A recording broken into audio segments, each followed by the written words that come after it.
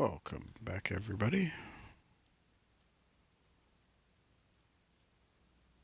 Looks like we're preparing for day 9 of our world tour here.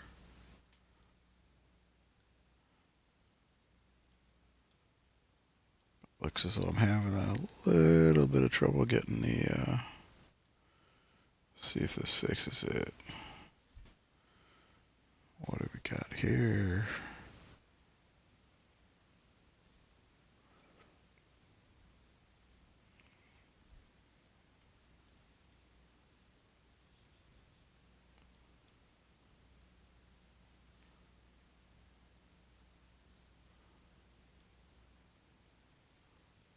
That's the first. Failed to determine content. That's an interesting one. I've never seen that error before.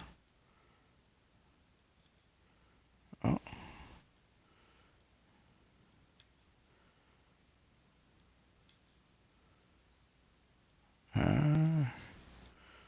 Let's make a couple quick changes. Oops.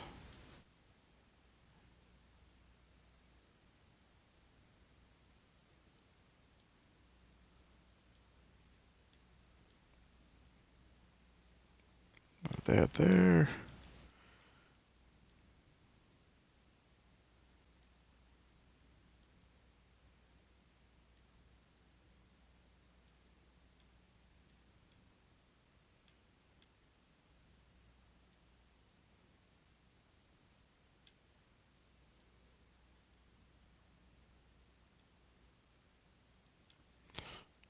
Let's save that real quick. See if that pops up.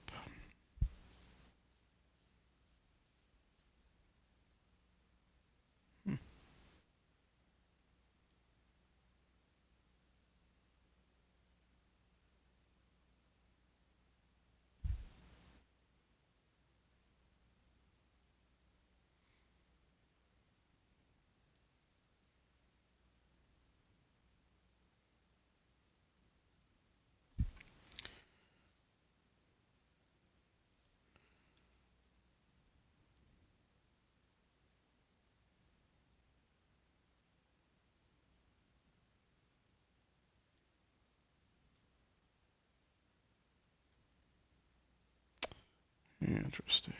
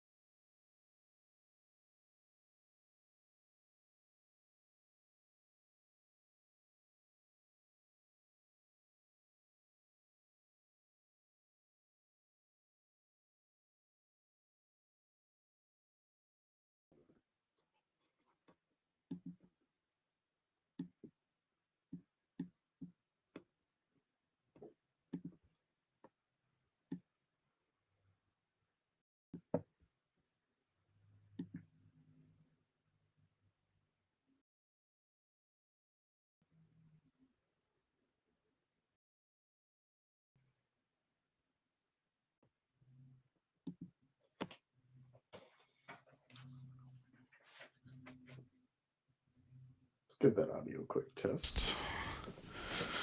Let's just double check that audio.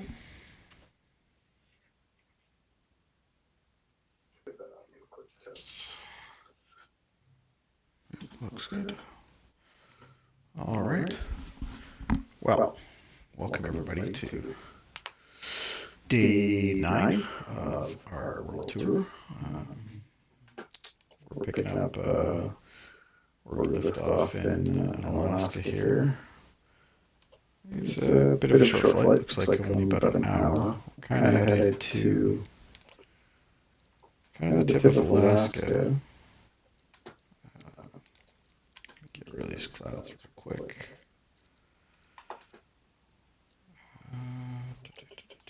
It's this one, isn't it? Weather. Advanced. There we go. Makes it a little easier to see. So we're headed kind of to the little islands that bridge Alaska here. And I believe there's only one island here in between where we're going to, which is Adak, Alaska. There's only one more little island right over here. Erickson, we're going to hop from Adak to Erickson. That's going to be a bit of a flight, and then it's Erickson over to whatever the heck this is. The Cold Sky Airport. All right. Looks like it's got a hell of a little wind going on there. And then we get to hop into kind of the Asias, into Japan and Russia. So that should be interesting. But let's load in here. I just came up with a pretty basic flight plan.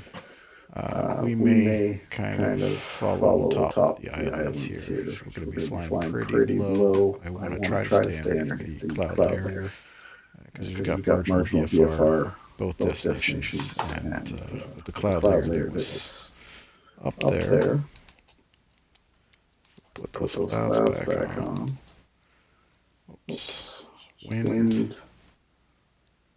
Preset. And clouds. So it's definitely spotty. It wasn't as clear as it was the other day. Let's see here.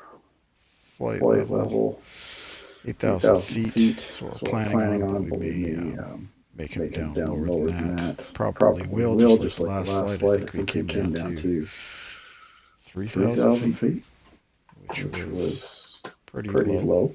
But apparently cruise fuel burn, we're going to be burning 6 gallons an hour. That's an interesting one. Try 1,000. 10. Cruise speed's not going to be anywhere near 325. We're going to be around 260. True. Probably 235.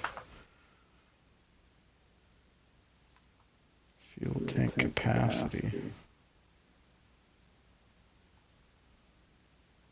That's a lot more than.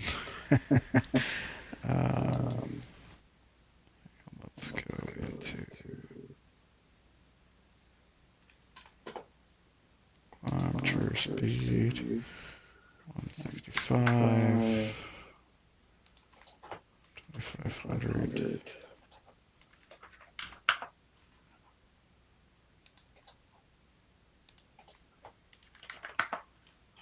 Cruise fuel burn.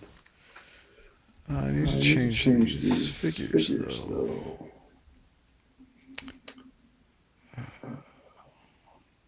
Settings.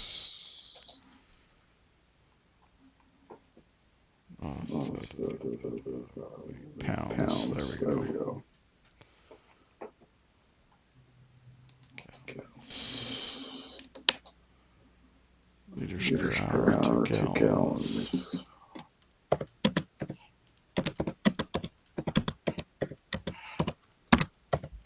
Let's see here.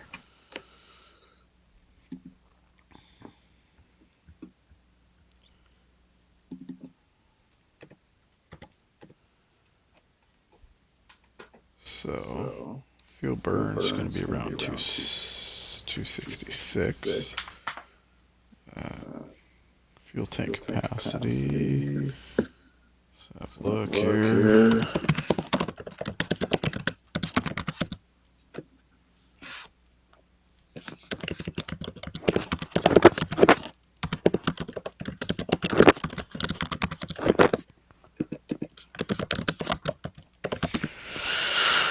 Mm-hmm. 565 gallons.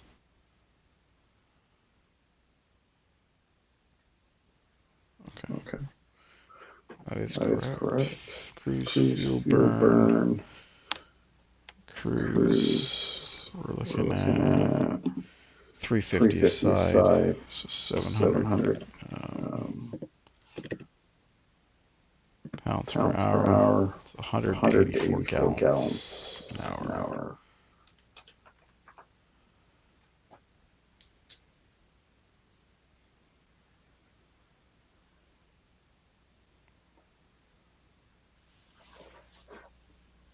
Oh, wait. We got that the wrong way around. 84.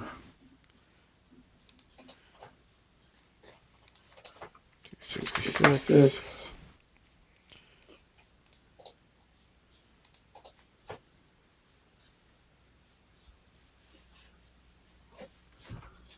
And descent.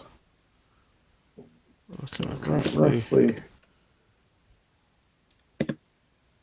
105 gallons. Okay. Descend around 200 knots. Okay. Good enough. Airline definitely not. We're going to do a VFR flight. Generation, we definitely do have a transponder. Let's see. Now equipment. We have standard equipment.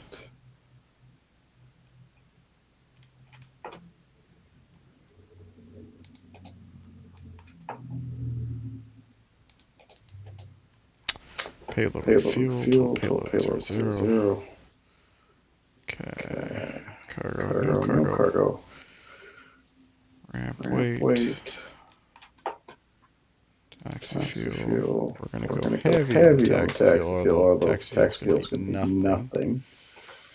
Contingency 84 pounds. That's light.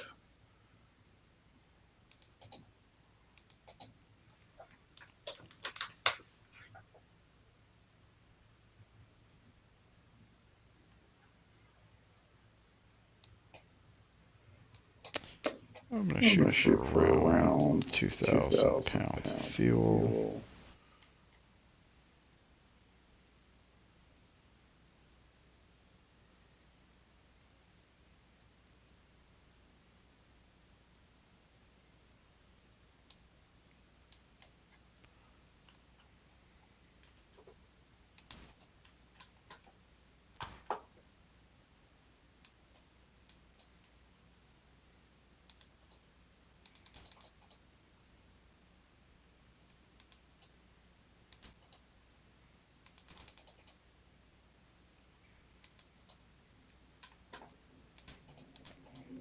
Seats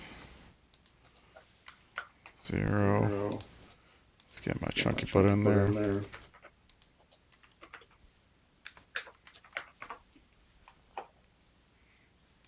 that was 240. Okay. Apparently you can only have a 200-pound pilot. It's fat shaming me. Okay.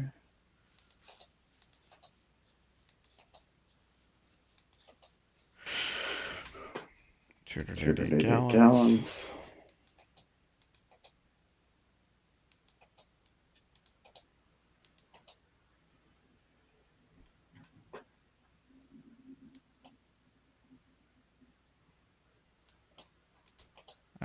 do back. Nope.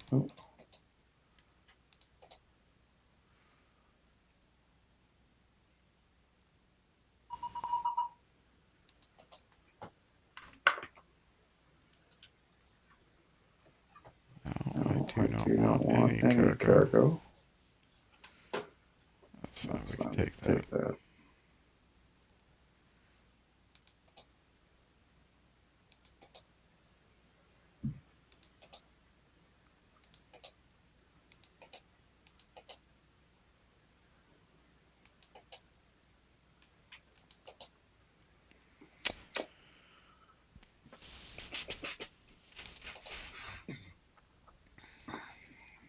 Marginal 12 knots, 90 degrees.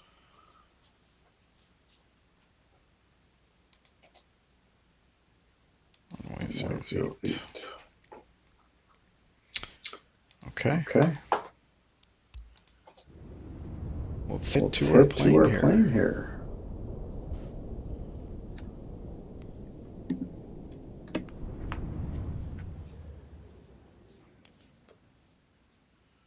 It looks like for whatever reason. Papa Alpha Kilo Oscar traffic. Beechcraft Charlie Fox Oh. Tango Lima Mike. Taking off runway 26. West departure. You know what? Let's restart that. Yeah, I don't wanna. I'm not doing that starting from the runway nonsense.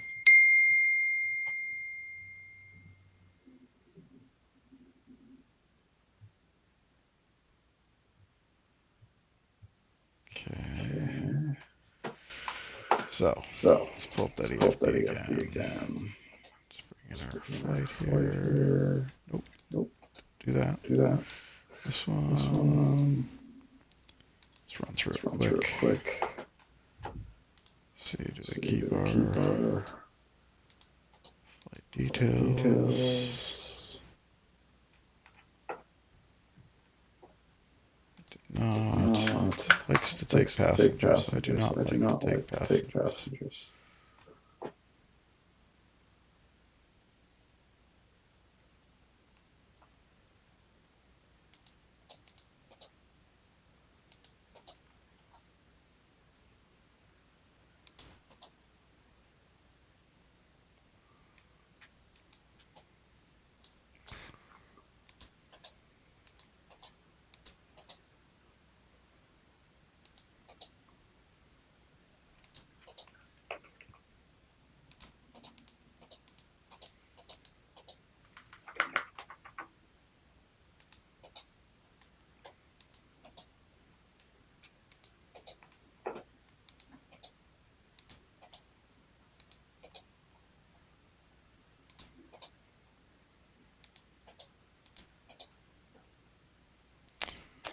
All right.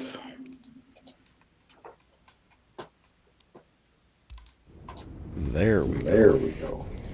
Let's not start on the runway because that's just cheating.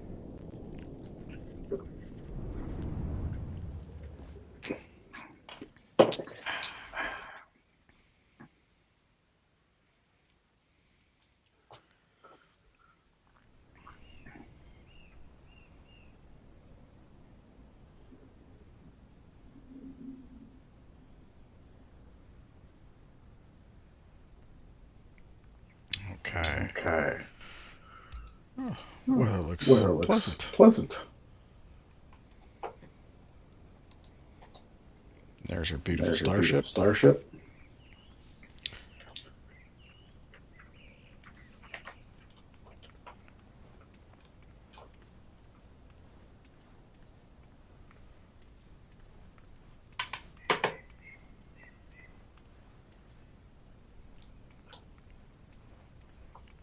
Have a quick walk around here.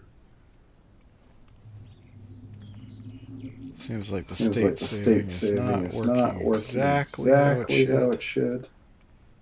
That's when we parked it last time. We did chalk it and all that good stuff.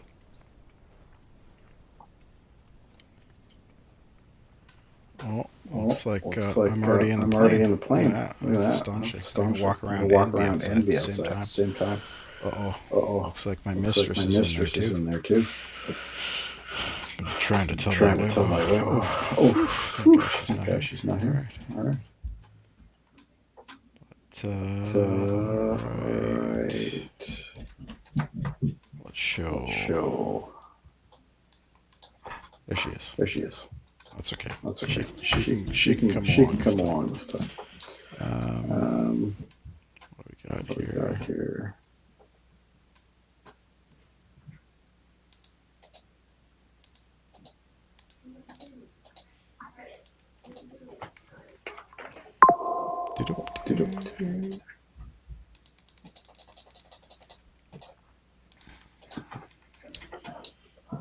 Go.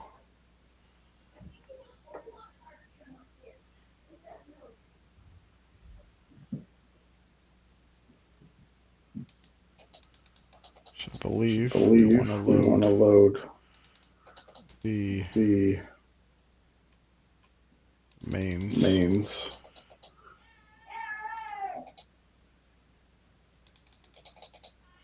Before you load the aux tanks.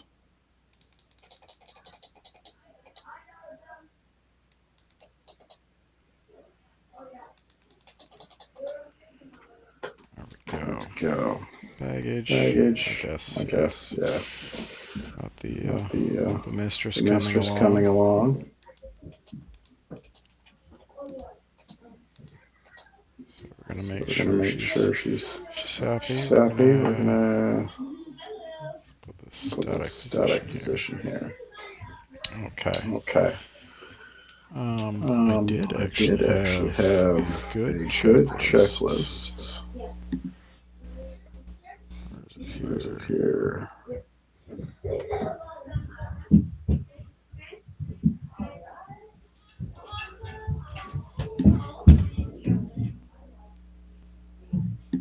I thought I did. I think.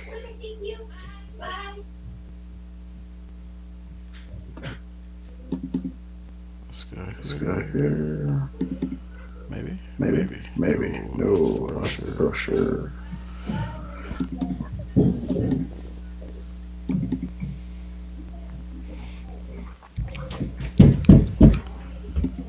There it is.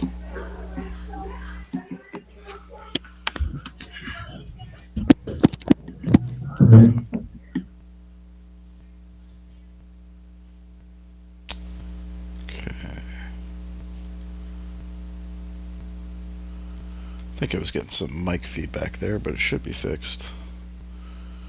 Alright, so I did find a pretty good checklist online here, which I was happy to come across. It was on what's that site? Some.to.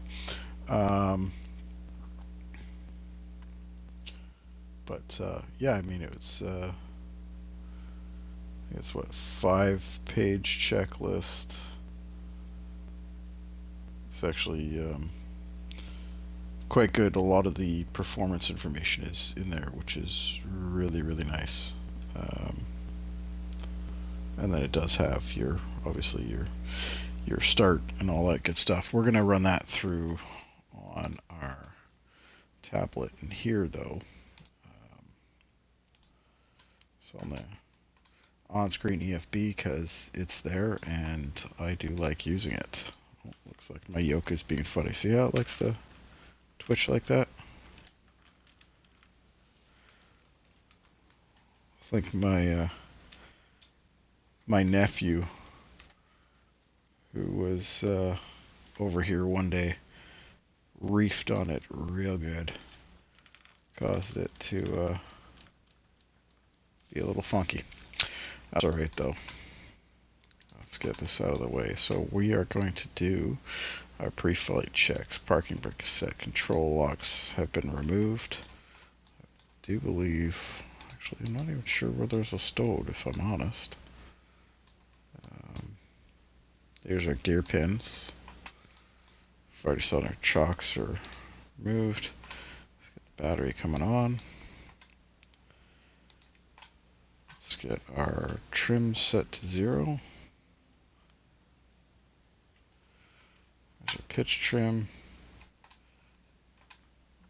Rudder trim is also, rudder and roll trim is good. Let's 1370 per tank, 67 liters in the aux tanks. Oxygen pressures 1850, air door stairs checked. We can do that from over here. I believe it's still open.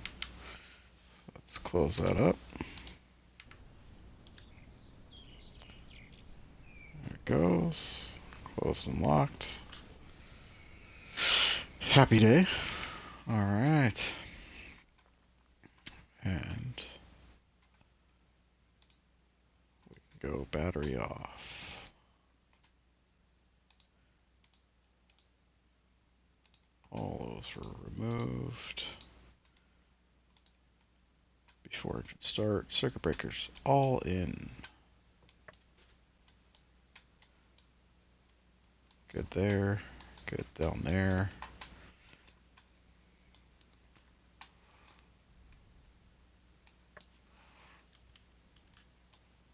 I'm going to stare through the side of her head, but all looking good over there too.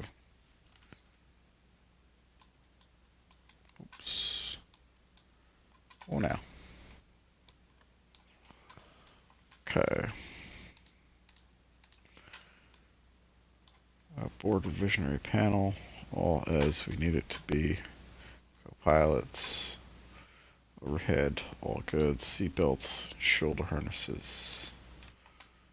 Those are good. Parking brake set right down there.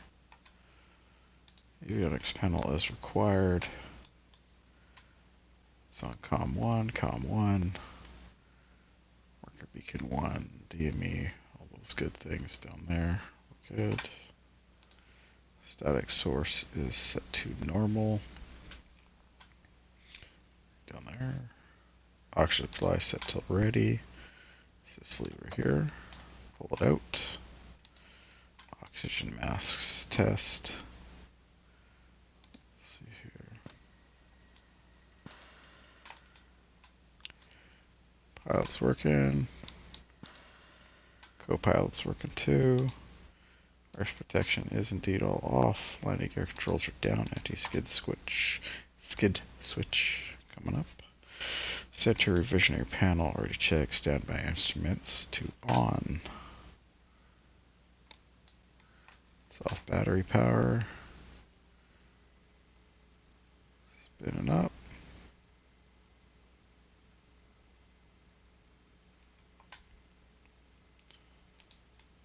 Standby battery illuminated. Power levers are in idle.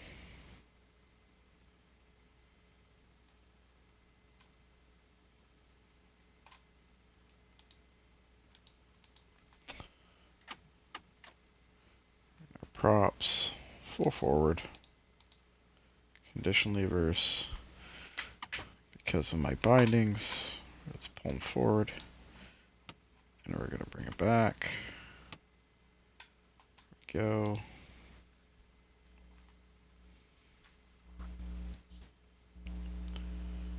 Let's get this out of the way for a second here. I need multiple screens, that's what I need.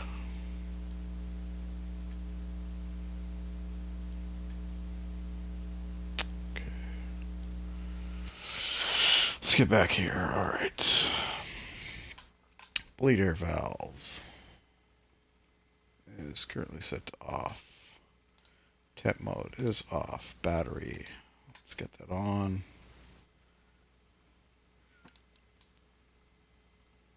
Triple feed. 25.3. We're good. Center bus. 26. We're good. ECAS can come on. Our ICAS. ICAS. ICAS. Get all our CAS messages. Air harris alignment. Do not taxi. Okay, firewall, valves. Good. Extinguish. And push closed.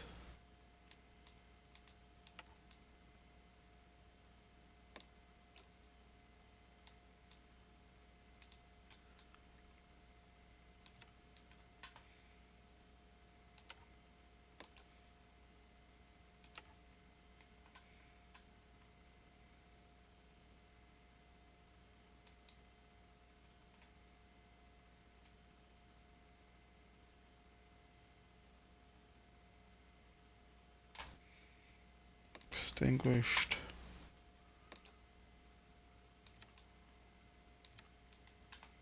That's good.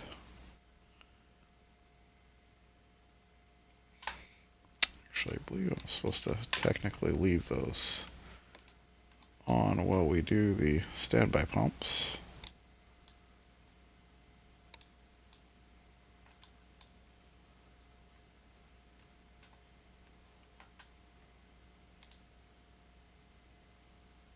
Okay, pressure low.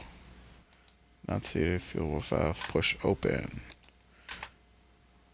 Both open. Oops.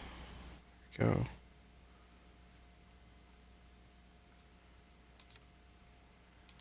Yep.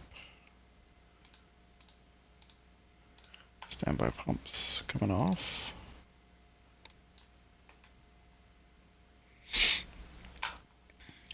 Fuel transfer flow.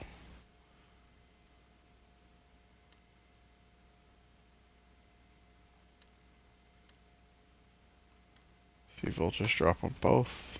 We're good.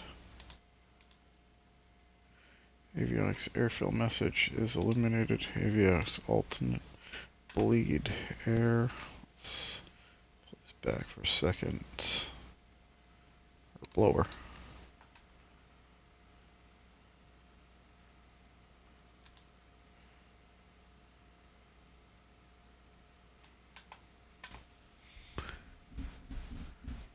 Standby ice. There it is. Alternate blower message is on. Blower coming off. That's an important one. Fuel quantity total 1370. That does include what is in the aft tanks. That's a total. Oxygen pressure 1850. Cabin lights as required. All right, I put our seatbelts on. And yeah, that's good. Stern lights as required. I'm going to kill those master warnings because I hate them. And we're going to go strobe on. And we're going to go engine start on battery.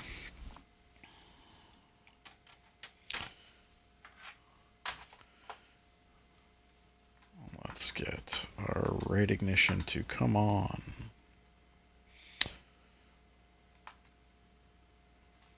Let's get those levers full forward. Okay. Starting 1, 12% and 1. We're going to look for 7, 8, 9, 10, 11, 12 into the start position.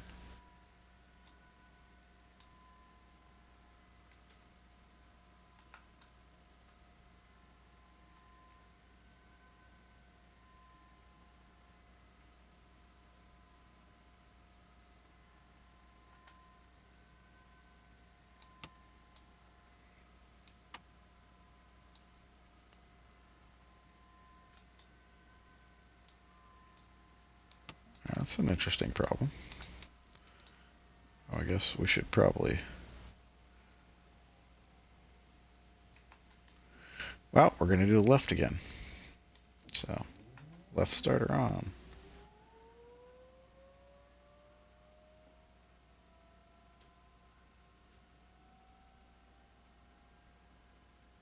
11, 12%. There we go. ITT, watching for not more than 1,000. I think it's 10 seconds. It's dropping down, we're good. And once climbing, oil pressure, oil temperature, both coming up. Good. Starter can come off after 52%. So we're good. Left generator all the way up and on. We've got a load. Looking good. Okay. We're going to go to full run position.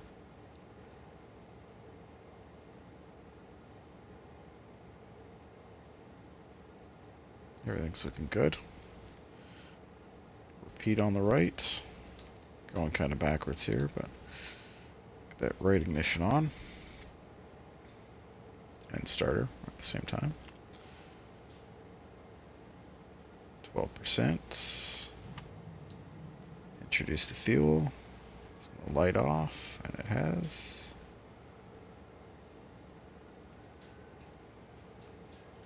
Looks like it's a happy start. 52%. We can come starter off. Oops. Didn't want that. It's alright though.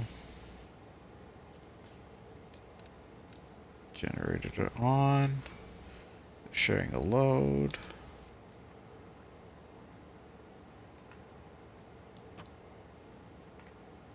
We're in the run position. Cool.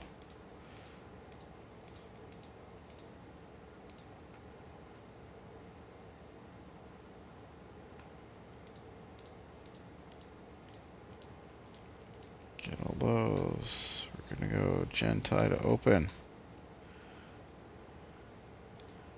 Left, right, generator ties. Message. Yep.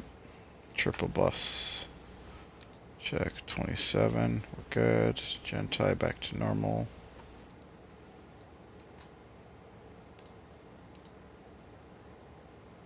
Gen tie extinguish and cast message. Generator load is parallel. We've got 2 good engine starts. Before taxi, pilot and co-pilot avionics to come to on. Light up these cool displays. Standby indicators. On. Bleeder valve. Do both.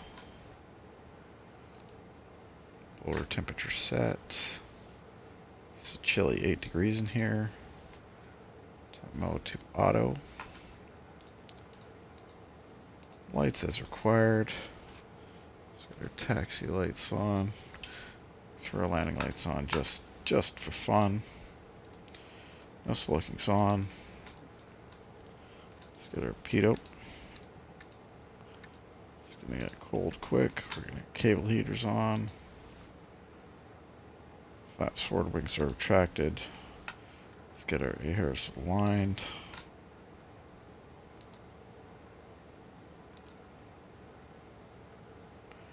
Check that message. Importing flight plan.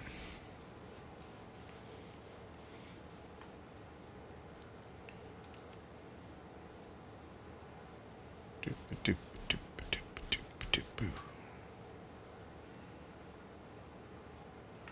we go. That's our flight plan. Updated VLF. Should kill the message.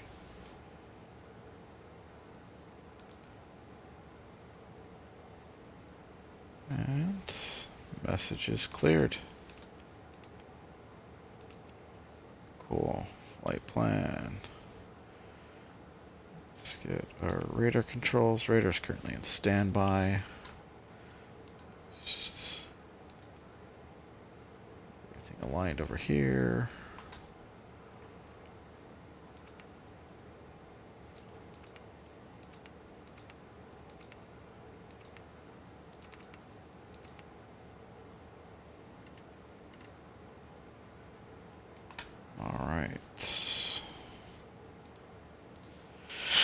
Brakes released. Let's brakes are on. Brake is released. Let's get our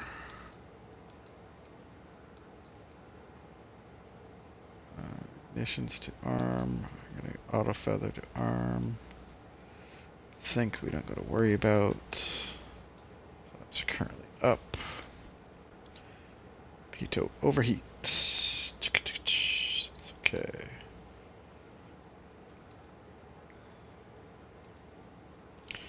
Abbreviated. Enunciators.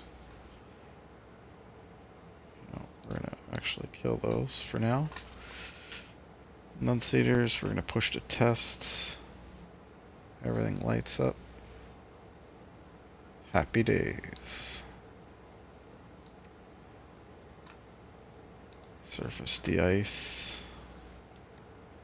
Vacuum test.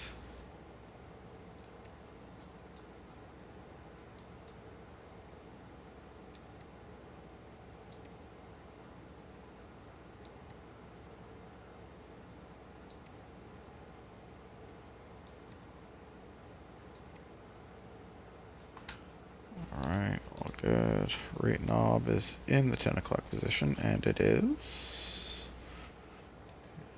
Manual cabin altitude, we're not getting that high, we don't have to worry about it. Avionics check and set. Autopilot, we don't need to engage. Yoke disconnect. So I guess we can do that. AP's engaged.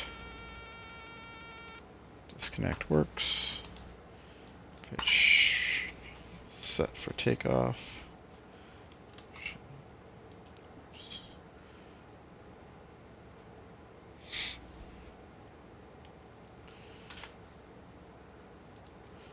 Flaps.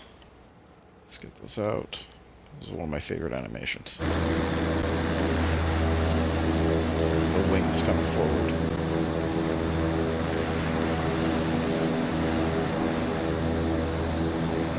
So cool. So cool. Flight control screen clear. Auto feather is already armed. Standby altimeter set. Displays, okay. Let's keep those. I guess we technically do not need auto ignitions or don't need them on.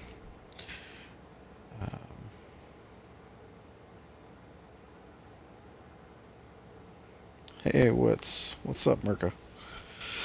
What's going on?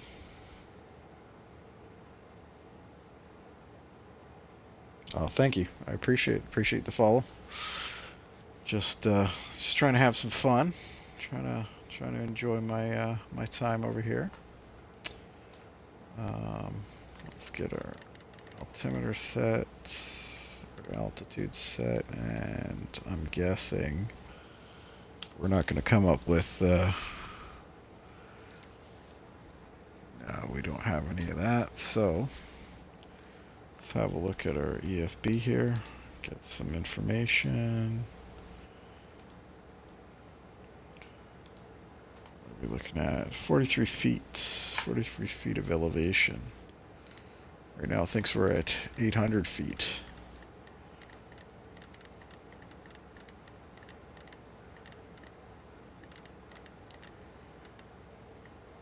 Should be somewhere around there. Should be our elevation for this field. Squeak, squeak, squeak.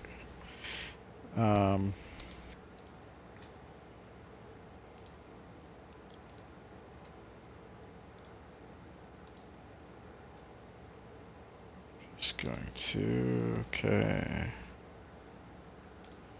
Final items. Let's get the heaters coming on.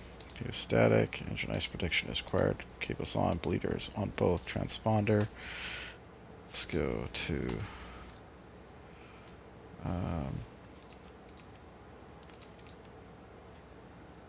get that over here. We're gonna go to standby. Nope. There we go. Transponder is on. Nutsaders, ACAS, everything's looking good. External lights is required. Cockpit lights dim, windshield heat low.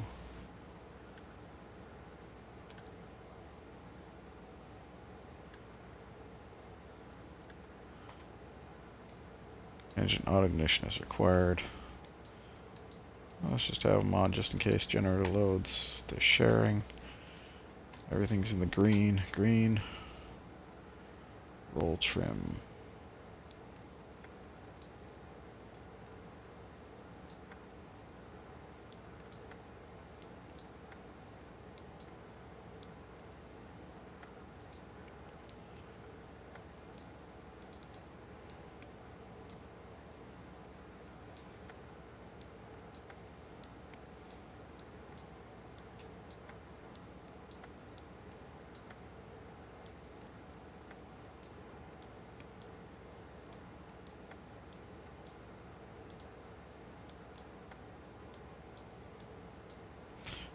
I always find this difficult.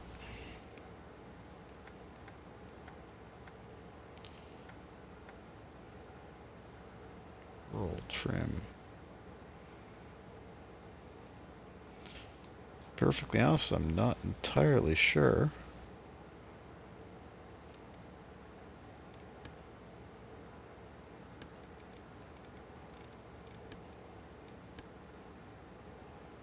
How to adjust my roll trim.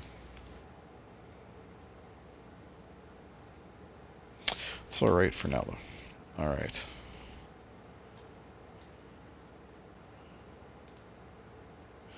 We're going to be taking off. We're going to announce our taxi.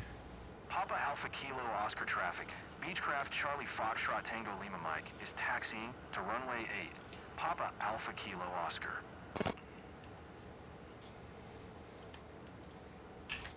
Go. Alright. Yeah. Pitot overheating, that's alright. We're going to get rolling here.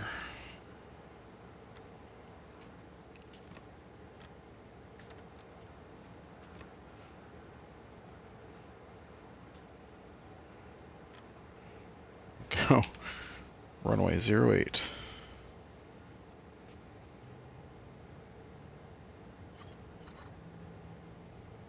And we're there. Alright. Takeoff. Brakes hold. Power to 100%.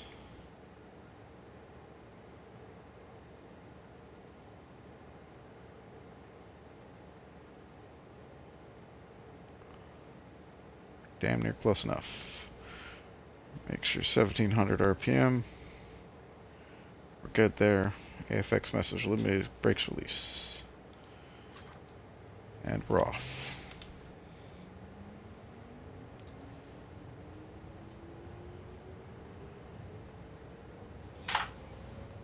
We're gonna rotate right around 100. Maybe.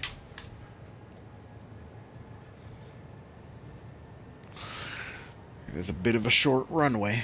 We're going to find we are a little heavy. We're making wishes. And we're off. Alright, landing gear up. We're out of runway. Oh my goodness. Not sure what that was.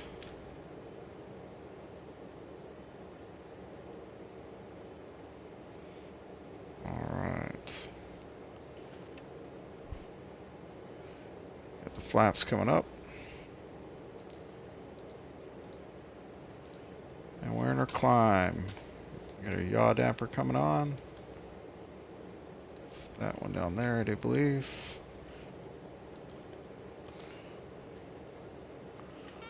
Actually. Woo. There we go.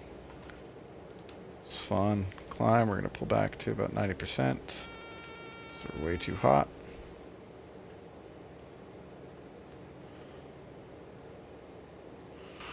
Power back to 1600. All while making a nice right turn here.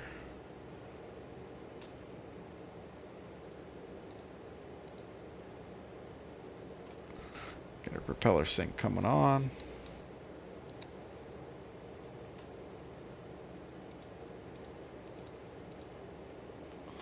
We got taxi and landing lights coming off.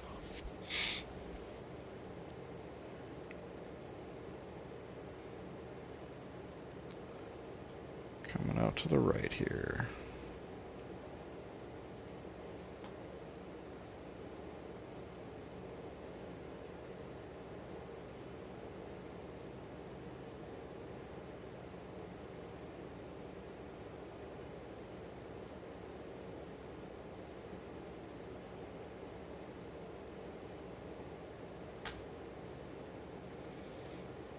Boy, does it pick up speed quick. Now, the flight plan that I've done up here is effectively following the island chain out here.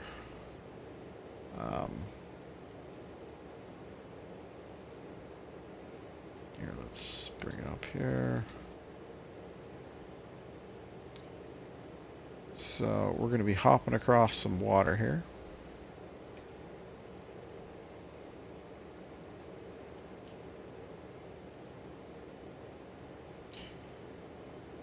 Turtle Beach trim wheel likes to always remember its previous position. So if you have a Turtle Beach yoke and use your trim wheel, it can be a little problematic when it comes to that stuff.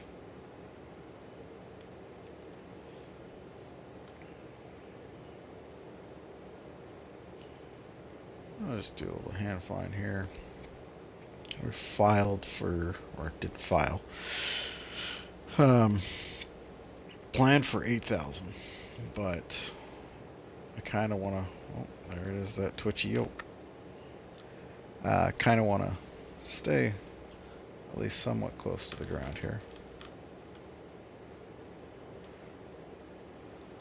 I'm going to bring that yoke back just so people think I'm crazy when I say this, but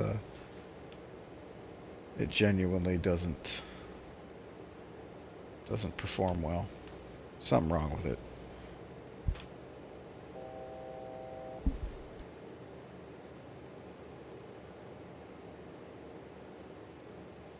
Okay. All right. Approaching 8,000.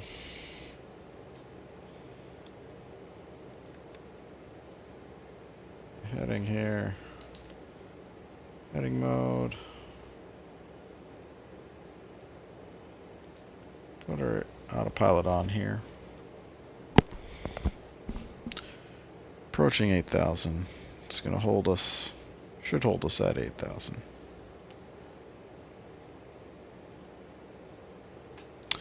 And once we're in cruise here,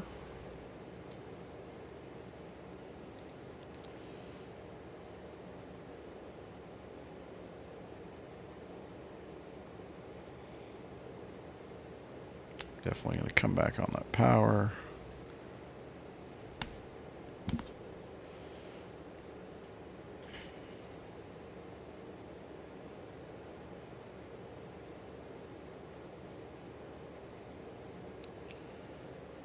All right. We got nav waiting in the background there. We're going to get our nav source switched up. Nav source is now FMS.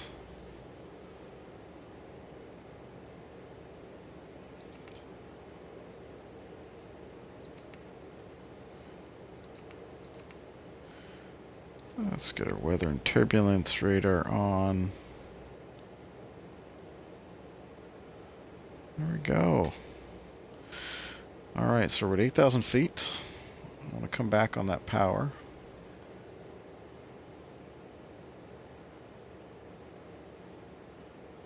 I'm going to shoot for around 700 for on my ITT, which should be around, looks like it's going to be a little higher today.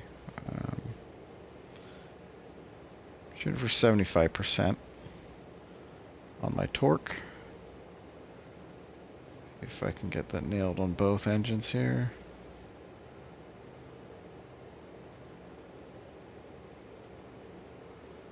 Maybe. Oh, that's far too much. There we go. 75, both engines, 1600 on our RPM. We can go, sync is on. Auto feather we no longer need. Ignitions, we can just leave them in the position they're in. It's not going to hurt anything. Lights is required. Fuel quantity, engine displays check. We've got 1251.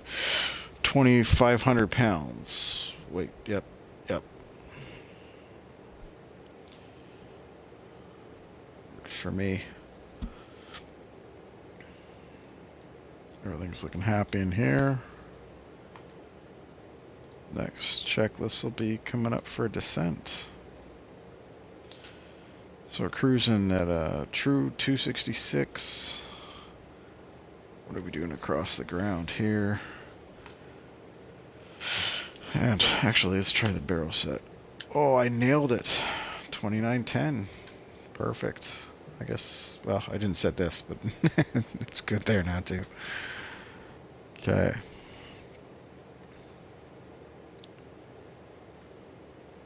Perfect. Such a great plane. I love this thing. It's kind of unfortunate that there's, I believe, still 5 currently flying examples of the Beechcraft Starship. And there's 53 made. 53 of these were ever produced.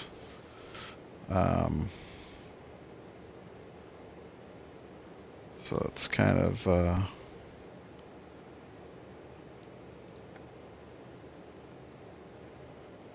see here.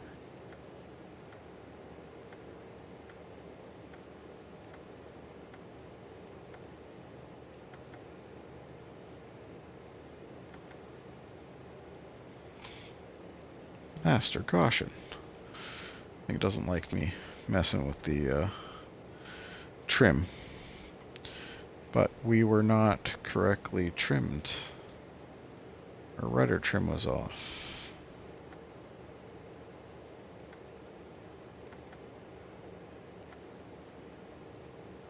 Just want to get that line back up. Don't know how to do a roll trim. That's okay. We will have to learn that, I suppose. What am I getting a master caution for?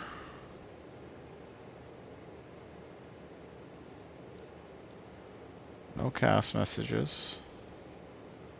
Fuel flow's good.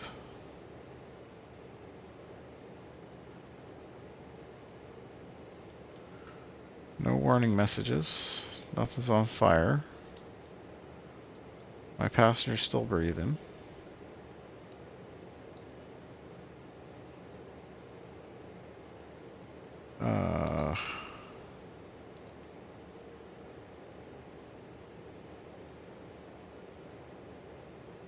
I have not.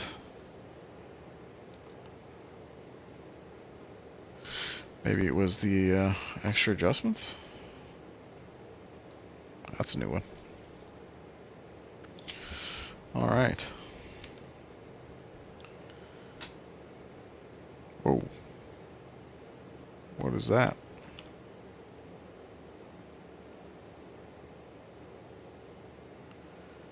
We do have some strong winds up here, but I have a feeling. Yeah, you can see it. My yoke is being weird.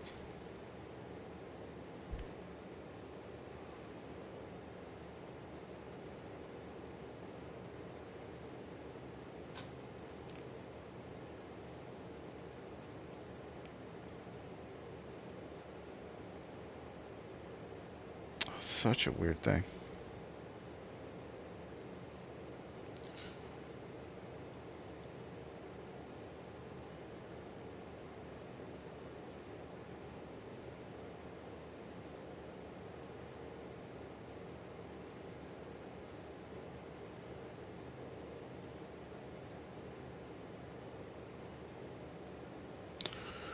should be some interesting mountains over this way. Oh, yeah, see, it's got... Something's not acting right. Is it this? I think it might be. Ah. There's the controller that I've got plugged in that was interfering right there. Some cool mountains. There's a bunch of these little islands all out here. Actually kind of cool. Clearly they're volcanic of some kind. Or along a fault line.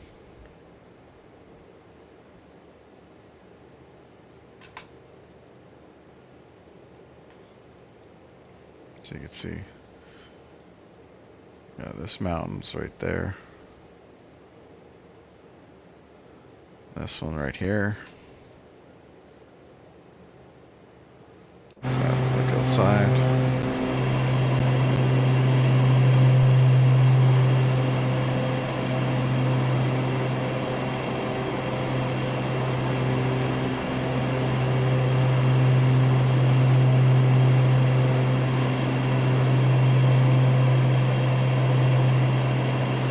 Hopefully it's not too loud for you.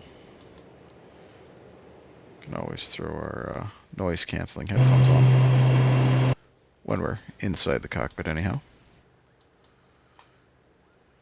Just one of the planes, when you do it, you'll get the headphone jack plug-in, just like my Bose A20s that I got in here.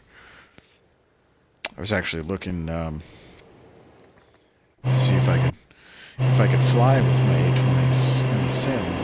Apparently there is a box that'll allow you to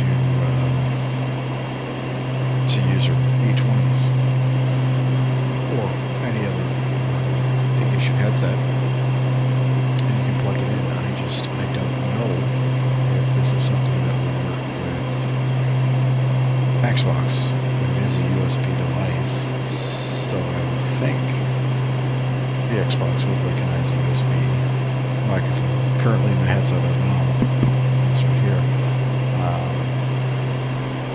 It's Arctic's SteelSeries Bluetooth, but I do keep it wired because I hate dealing with the occasional disconnects that you get with Bluetooth. So I just run it with the wire connected, because why not? I'm sitting here anyway. Not going far. It works well, but it'd be nice to wear my Bose headset. It's a lot more comfortable.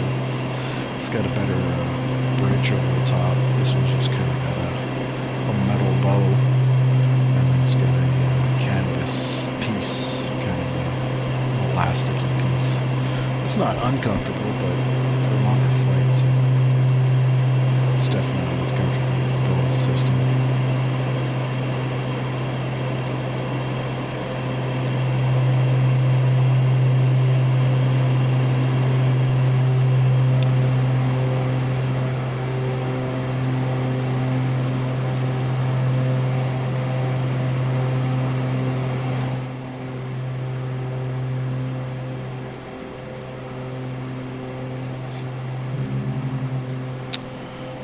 X, left trigger.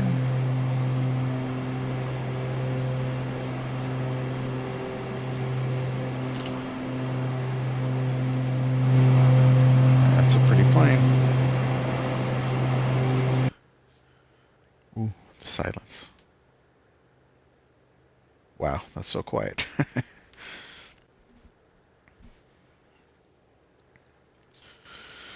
So we're burning 408, 406, so 47 basically liters per hour per side. 814 liters per hour with 22, 3, 4, almost 2,400 liters on board. Or pounds, I should say. This is done in pounds. Excuse me. Yeah, it's thirsty, but it's not too bad. Let's look at our cabin temperatures, avionics. So when it gets 50C, I mean, it's functional, it works, but all of this panel, all these CRTs, they get really hot. And that was one of the downsides with going with all. Oh, well, I should do more sleeping at night. Going with all glass displays in this aircraft was that at the time, in the late 80s, there was no LED panels, there was no LCD screens, so it was a bit more rudimentary compared to what we have now. Not that there's anything wrong with it. It just, one of the downsides was it created a massive amount of heat. So in the avionics bay, there's actually vents in the landing gear doors. I wonder if you can see that from the exterior view. Yeah, so you can kind of see it. There's a hole here and a hole here. And these were used to feed air, that draw air. These fans draw air through there and help cool down the avionics bay, which is, I guess, basically where the other half of these displays are. So your computers and whatnot that are running all this. And then this is the instrument panel itself. So these instruments put off a lot of heat. I suppose when you're flying up here, what have we got? Outside air temperature. Right now, what is the outside air temperature?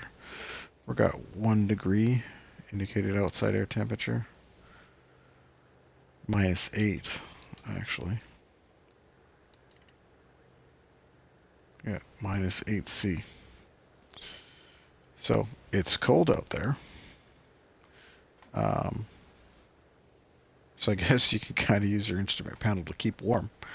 But it does present problems on hot days. When I was doing a flight in, I just picked Africa. I didn't really go for anything in particular. I just wanted to runway and scrolled and clicked, and in Africa I was. And I had, I think the ambient temperature, air temperature is like high 40s. So everything in here was already near that 50C temperature right there, which caused the panel to overheat. And when these panels overheat, they go black. So you've got nothing. So I took off. I had not got my blowers on yet. I had not dropped the temperature enough of the cabin yet. And I lost all my instruments. All the glass in here just went blank. I had my radios, just simply because they don't put off a lot of heat, but the CRTs, all these panels were dead. So I was flying off of only my backup instruments, which are pretty limiting in such a complex aircraft, but I made it work. It was fun to play with. But now it's something to keep in mind. So it's gone up another degree, 120 degrees Fahrenheit. If this does get too hot, these valves will open, allowing some of the air to come in. The other thing you could do, this is why you had to test the avionics alternate blower, is this little switch turns on this fan. If you watch that fan in the EFB, it's off and it's on. So that little blower takes the cooler cabin temperature air, which is at 24C, and blows it into the instrument panel. I guess probably what's between the firewall and the instruments, and tries to help cool that down. So you can see it's already dropping the temperature there. The other thing I haven't really checked is the see, I don't know what this temp mode auto target 24C, it does that. Cockpit 80%, cabin 75%. I've never checked the brake pressure. I should try that on this upcoming landing here, actually. Got your fuel temps. You've got your fuel flow. Got your engines. Oh, my right engine. It looks like they're just standard wear and tear, both at 99%. The first time I see them drop out. I'm told as you fly more, you're going to experience failures. Should be interesting. Clean filters, failures. So you've got all these failures. Got 0 active failures, but look at how many failures you can have. Right, it's pretty wild. Show only active. That's pretty cool. And I want to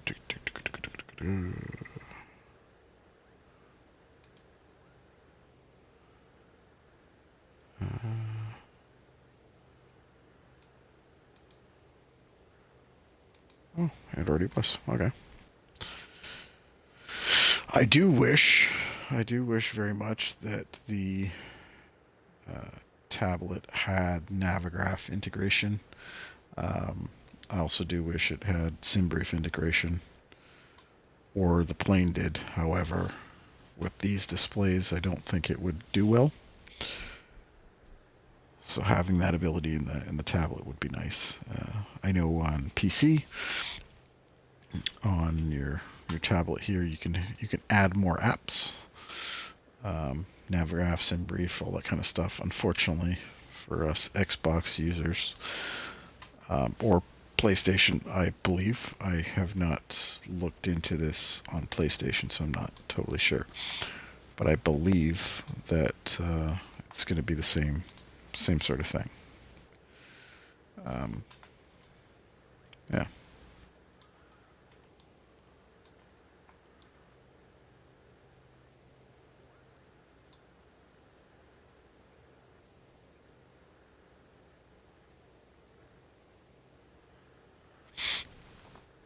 Not sure if you're still there, Merc, but yeah, what are you getting up to today? Are you doing some flying or just doing some watching?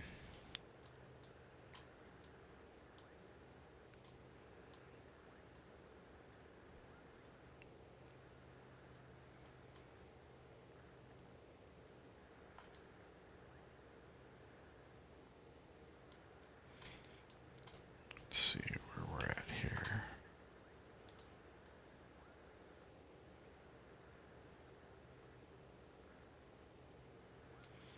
If you look just off the left wing here, you'll find random little islands somewhere down there. There's probably one right there.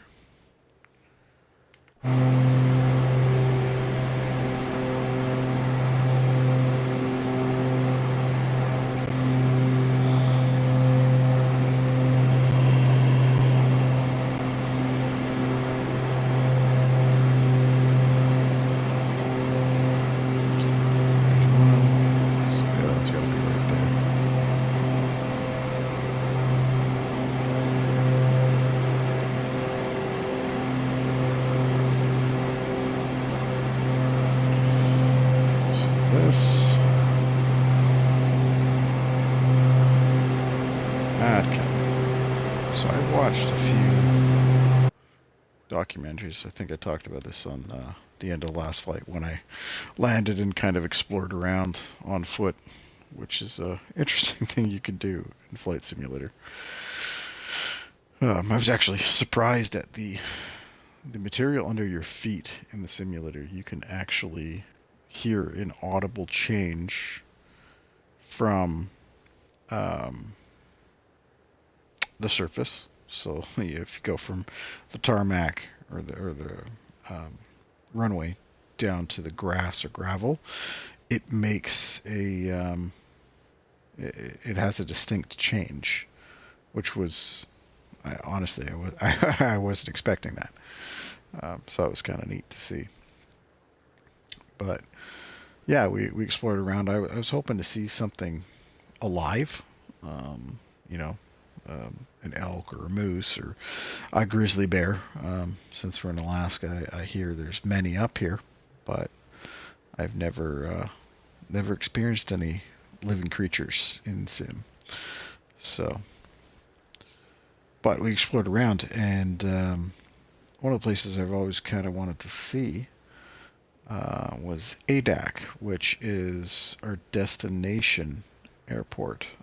I'm told there's a McDonald's there that shut down sometime in the 90s. And they still have the old school 90s price board and food menu and all that stuff. So it'd be something to see.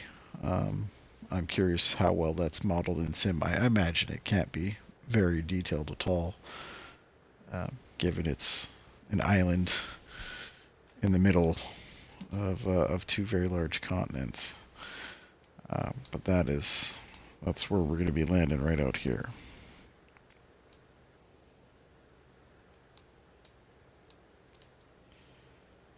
So I'm not. I mean, on the map, it looks decently modeled.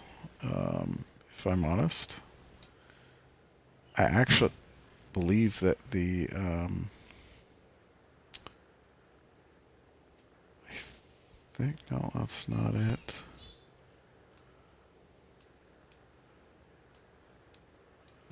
I'm not sure. I know that this is kind of old military stuff.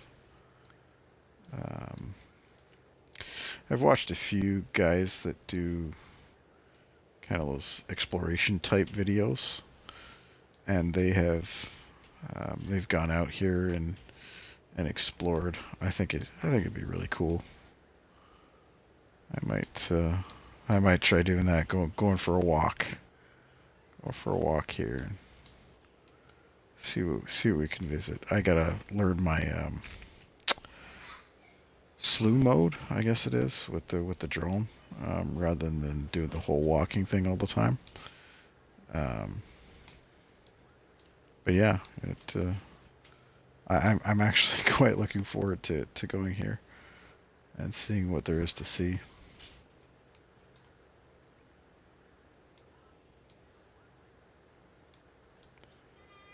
I just want to.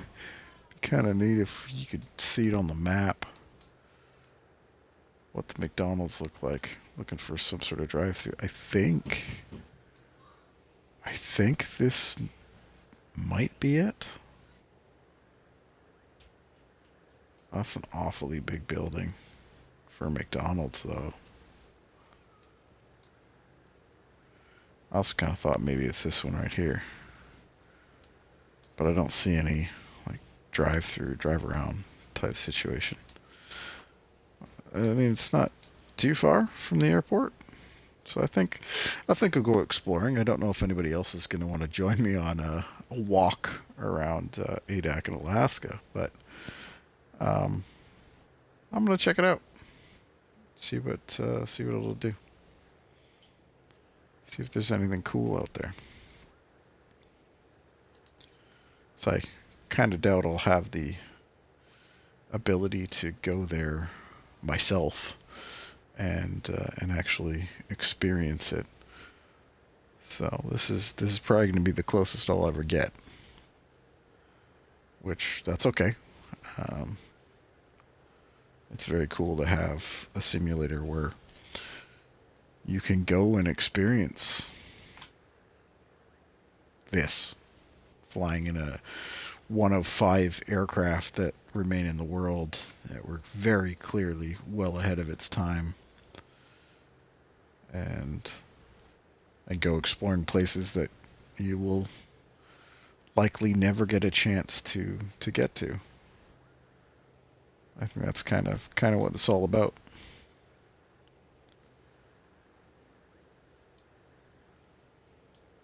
That's gotta be.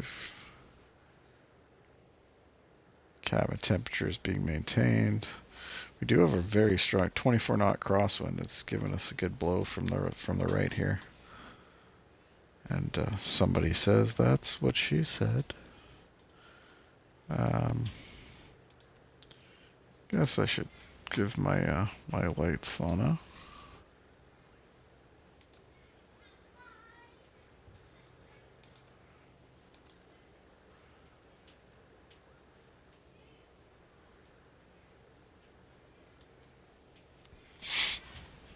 Should we let them get up? You may now move freely about the cabin. Please do not use the lav. Number 1 only. Oh, hey, what's up, babe? She hasn't been talking to me lately. Which, that's okay. We'll get her stuck in there.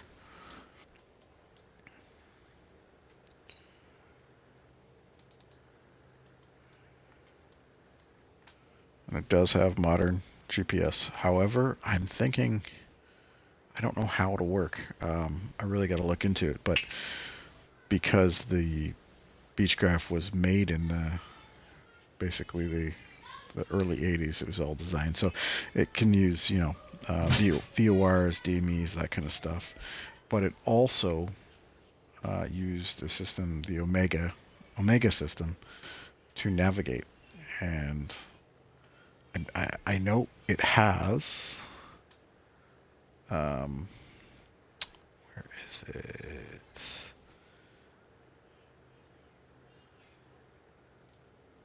Let's have a look.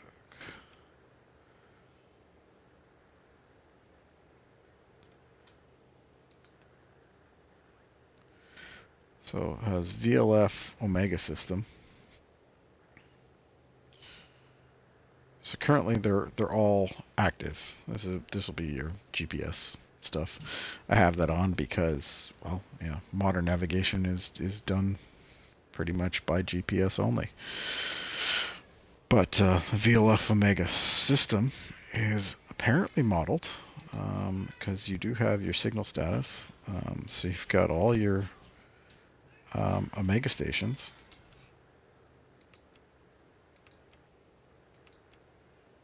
And this is one of the ways where the aircraft can triangulate its own position to navigate.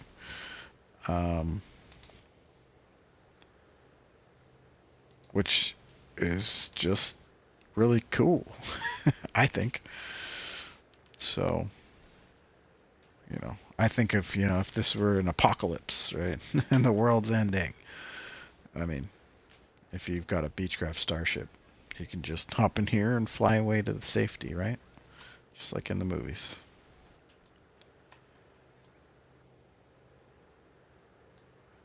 It's breezy up here. Cross 27 knot crosswind.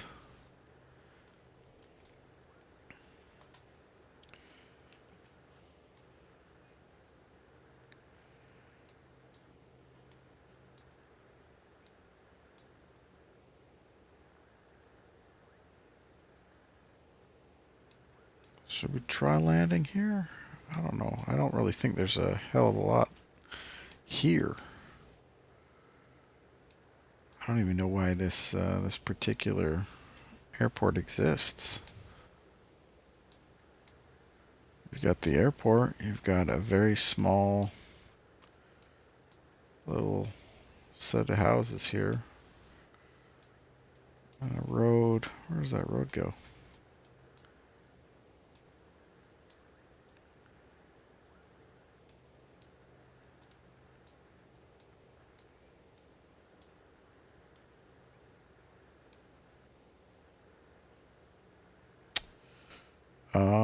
To nowhere, looks like. Yeah, looks like it kind of goes to nowhere. Huh, okay. Well, I guess don't expect a whole heck of a lot.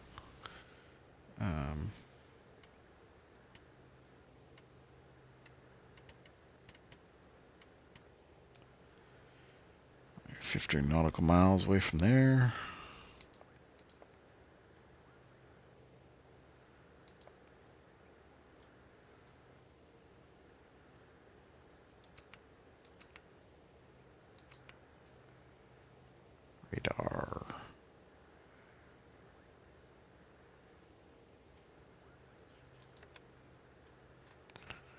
Look at that crosswind.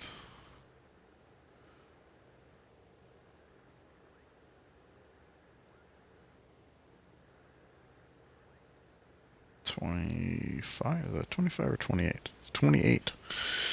Oof. I'm not looking forward to the landing when it comes time to land. Hopefully the weather improves where we're headed to. Let's have a quick look. So we're going to Adak. 6 feet, that's pretty low. 360, 24 gusting to 32 knots. That's gonna be fun.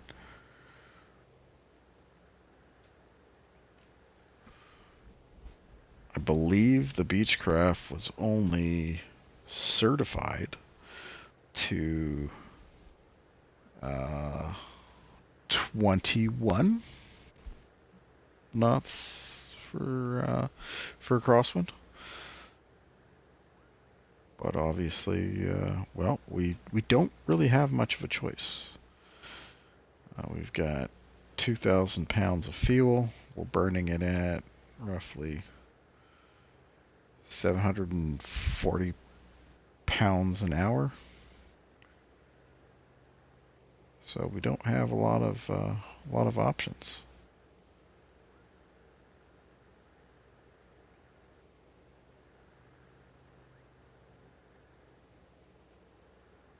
That's all right. We'll make it, probably, maybe.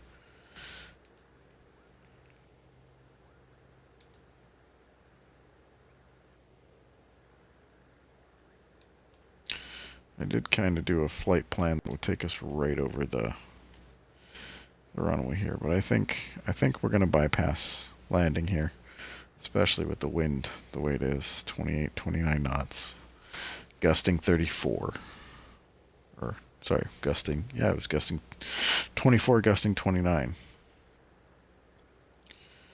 And 320, 18. I'm sure that's probably 18 knots from 320. 18 gusting to 28. Yeah. Let's say it's pretty steady up here, though.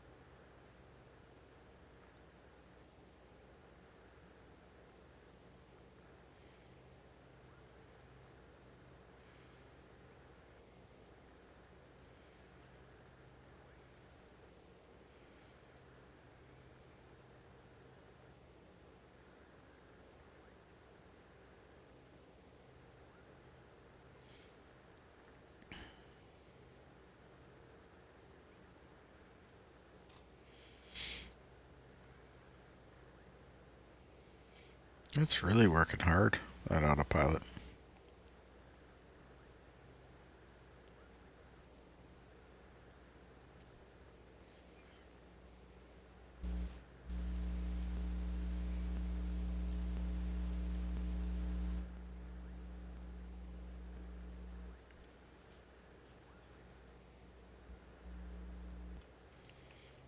Oh, 32 knots crosswind.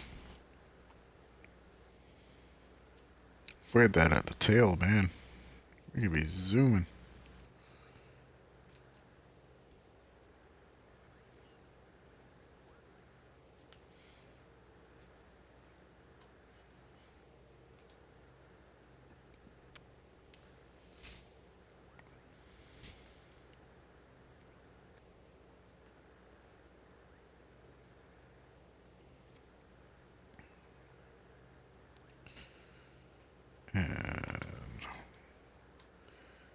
Ganford. I think that was our longest leg, was to Ganford. These are all very, very short.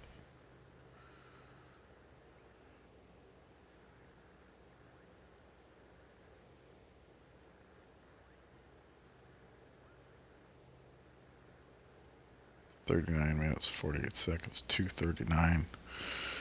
These are all kind of running right towards the runway.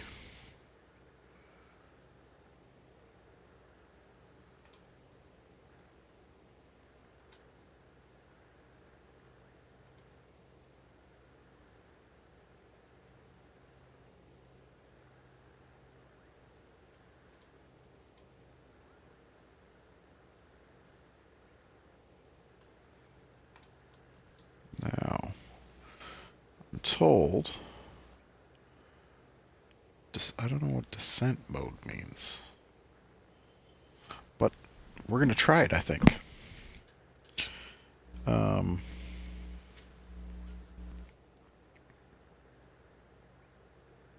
see, what have we got?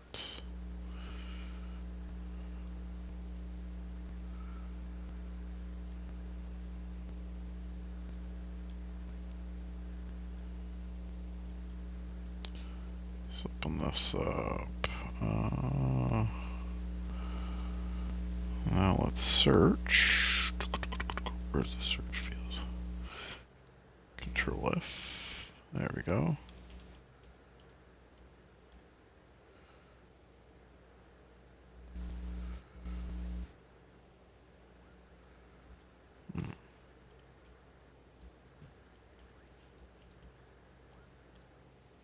Autopilot 64.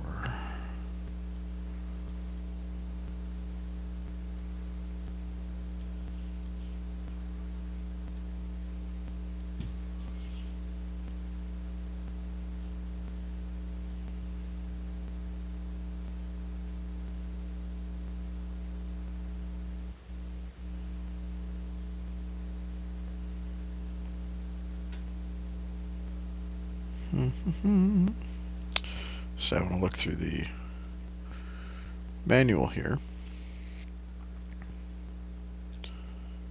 See if we can't learn a little bit more about that autopilot.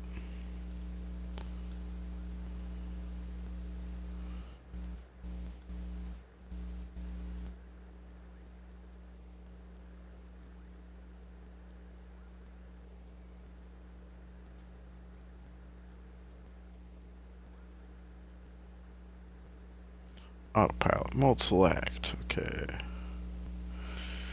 Most of the autopilot modes are self-explanatory. Not all users will be familiar with IAS, Performance, Descent, and IAS modes.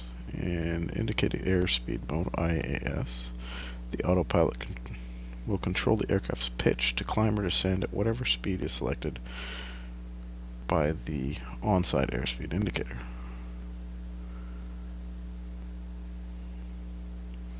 Display on the PFD speed evaluation. Okay, so whatever I set this to will be what the IAS will chase. In IAS profile mode, the autopilot will also control the aircraft's pitch to climb or descend at whatever speed is selected on the on-side ASI. This is very similar to IAS mode, except the FCC will automatically reduce the reference airspeed by 2 knots for every 1,000 feet the aircraft has climbed since IAS profile mode was activated. The FCC will never reduce the airspeed below 130 knots in this mode. Okay. So that's good for climbing.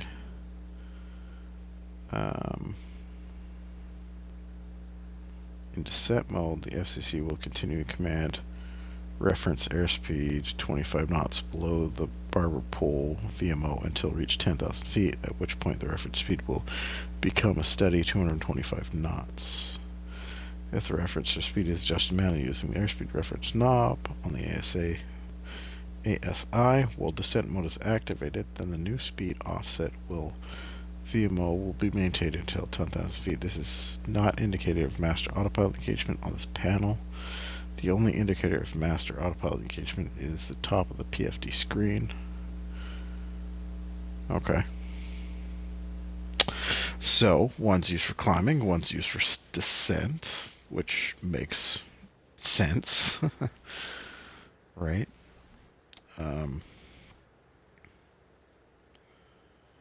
So, I don't believe it's going to be any use to us currently. That's alright though. Plan 1200. We're still squawking.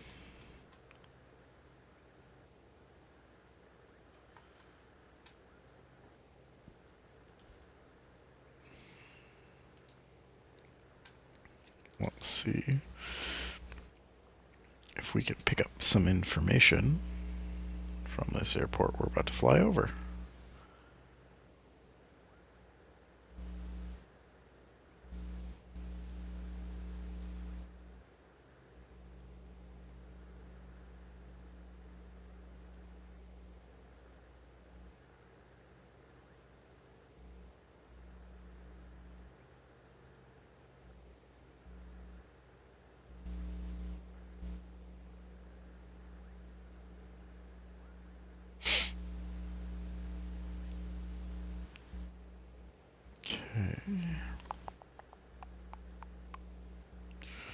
Alright. Making our turn.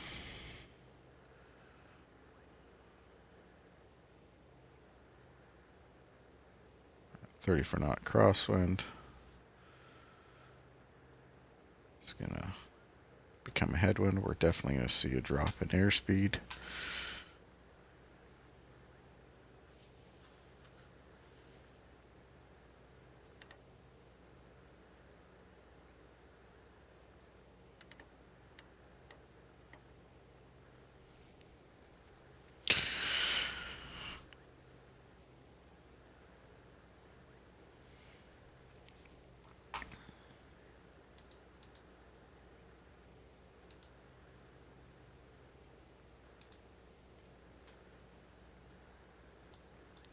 Let's have a look outside here.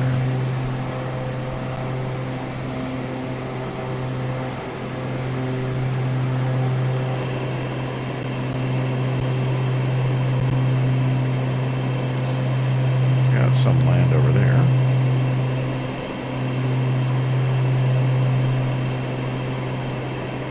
Got some unpleasant clouds over there.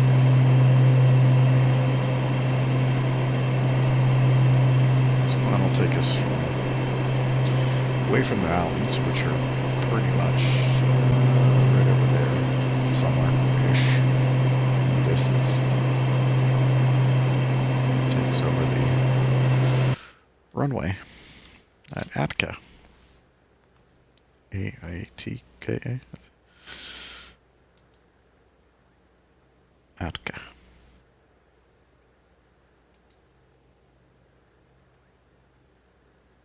18 gusting 28. Still got a 36 knot up here. We're only at 8,000 feet, which is interesting.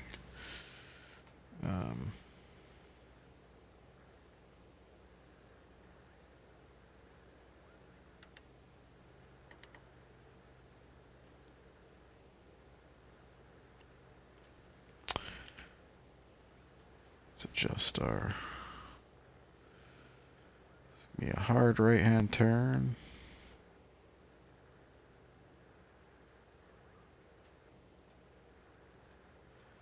I believe.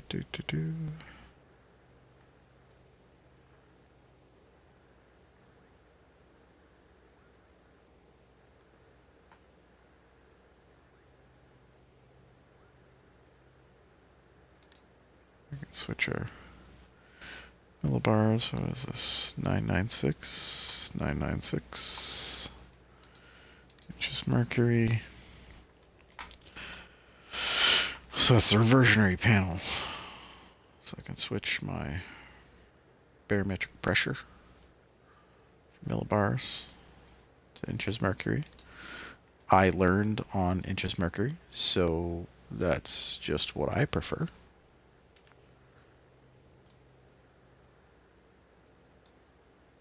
Ooh.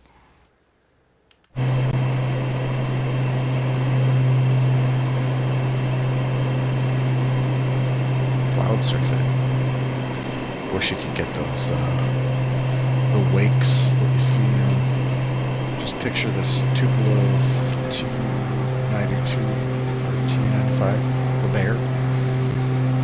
There's an iconic photo of it coming through the clouds, and the clouds are just sweeping up around it. Super cool looking.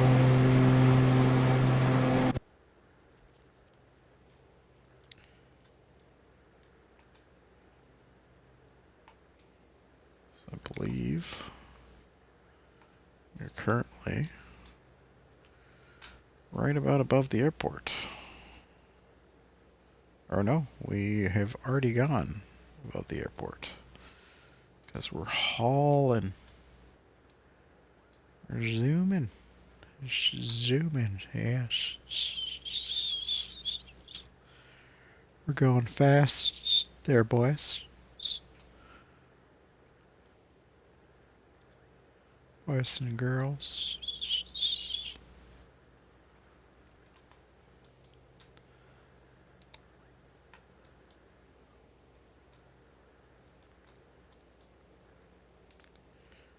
Yes. And now, what's our next leg here? Flight plan. 46 nautical miles. And then it's kind of going to put us on a bit of a path here.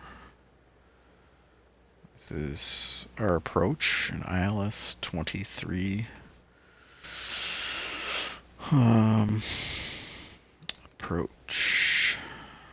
ILS 23. No, let's go back. There we go. Yeah, so once we hit Lanuk, we got to ascend to 7,200 by Tiku, which is, what, 22 nautical miles. Oh, that's easy enough. But we're going to take a quick break here. Throw that pause on, and I will be right back.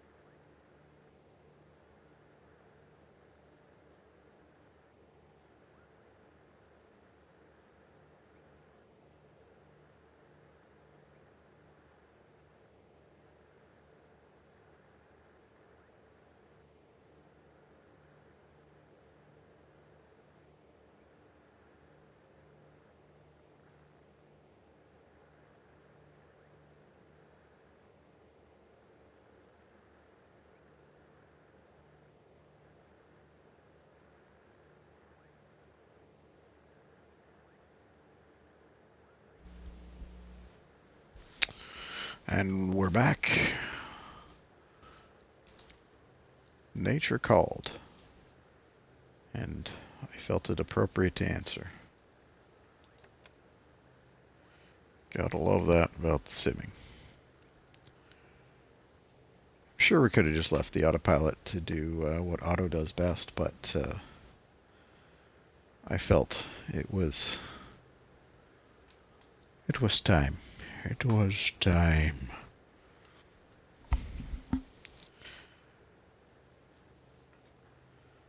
All right.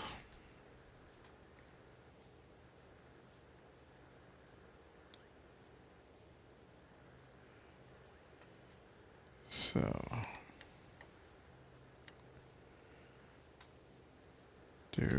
for descent after Lanok, we're gonna go down to 7,200.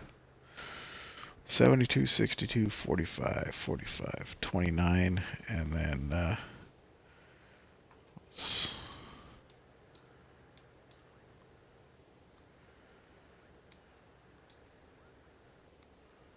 yeah. All right. Instrument landing system approach.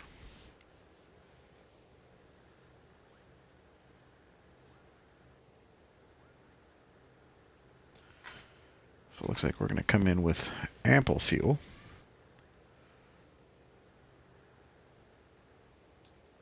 It's not bad.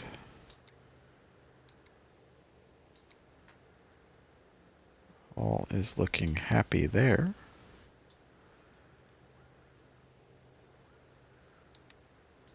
Battery is charging.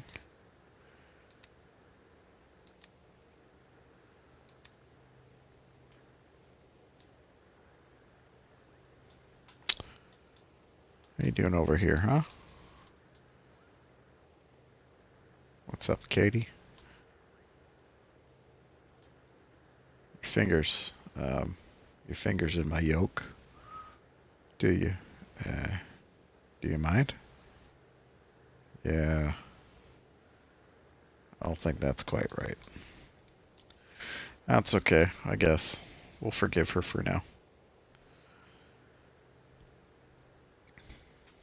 It doesn't look like we got a heck of a lot longer in here.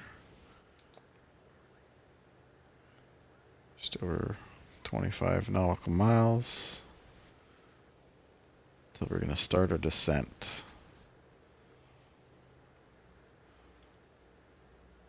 And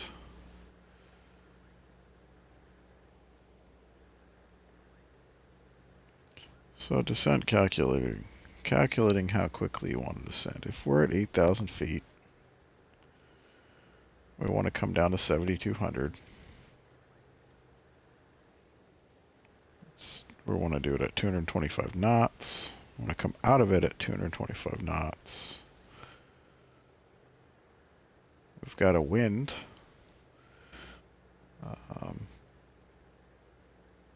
It's a direct crosswind, so that part doesn't matter too much. If we want a 3-degree slope, it's going to take us down roughly 1,200 feet a minute.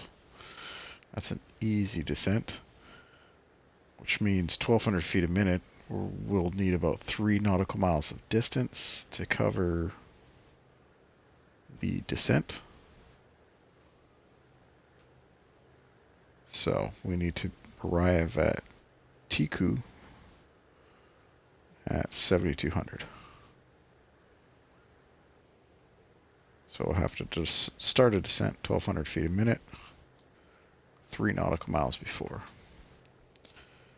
Now, I am going to probably do that 4 nautical miles before, just because. The other thing I wasn't entirely sure to do, just because I haven't messed with it, is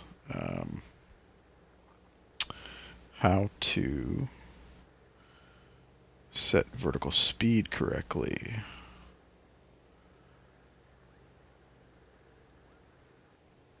Oh, that's not what I wanted it to do. But it wants to be difficult. It's okay.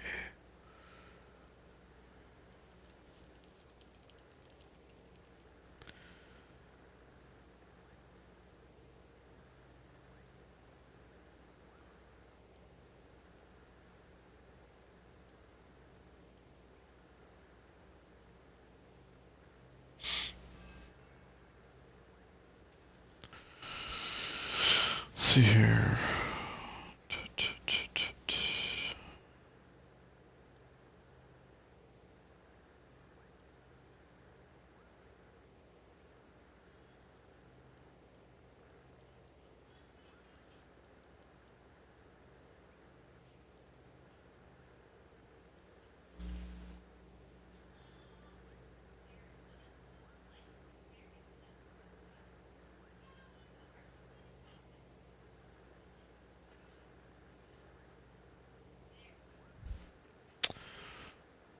Alright.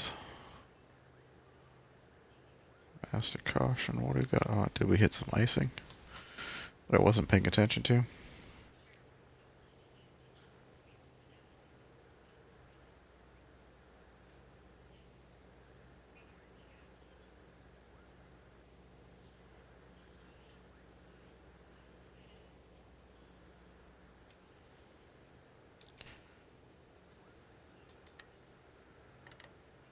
Alright, so there it is.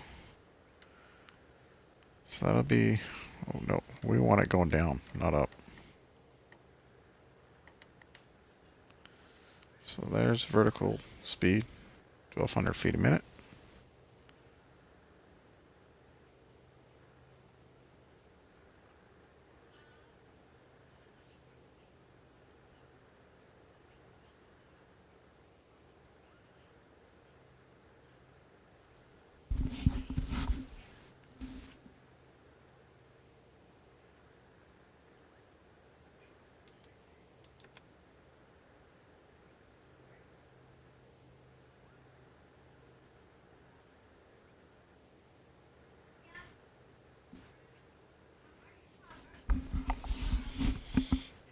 Alright. It always helps to read the manual in full. However, it's a substantial manual to read for this particular aircraft. So, hopefully you can forgive me for not knowing all of it.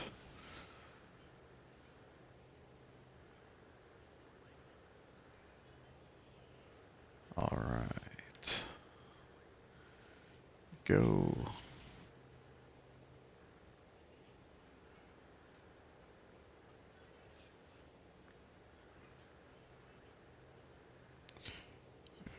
Roughly 25 nautical miles from Tiku.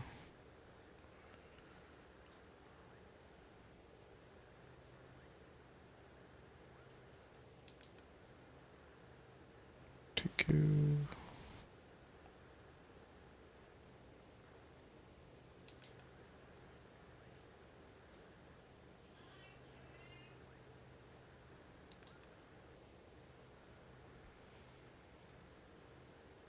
I feel like there was some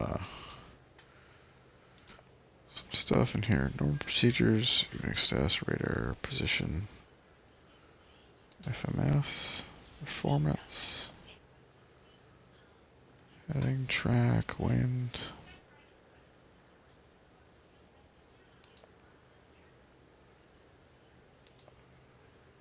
Route list, progress, maybe. Distance lucky 1, 23. Okay. Alright, so now we've hit Monok. And we're turning, heading to Tiku. And by Tiku, we need to fuel remaining. I don't think that's I don't think that's entering correct fuel quantities. So that's a thing, I guess. Maybe I was supposed to set something in there.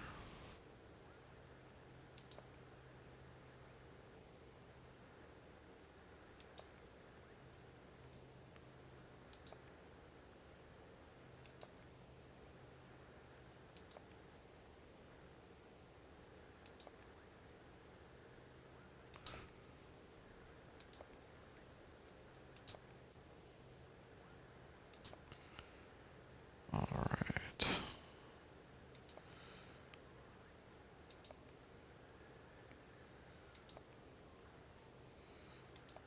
Full for progress. All right, so we're 18. When that hits 4, I'm going to hit the vertical speed button. The aircraft should nose over. We should reach roughly a... I apologize if you hear the sirens. Looks like there's an ambulance just rolling by. Hopefully nobody's hurt. Always hate to hear it. We're so close to a school. Makes me worry about kids getting hit or something. Anyway. Yeah, so 4 nautical miles right here. I think that'll allow me any deviation, but looks like, according to this, we got 6 hours of endurance. I think that's going to be incorrect. Wonder if there's a...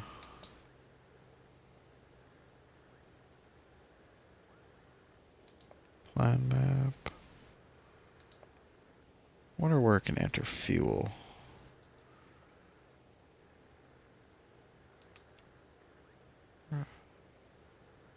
Fuel management. Fuel use. Fuel remaining. 16. It's called 1660. 1660. Enter. 2 passengers.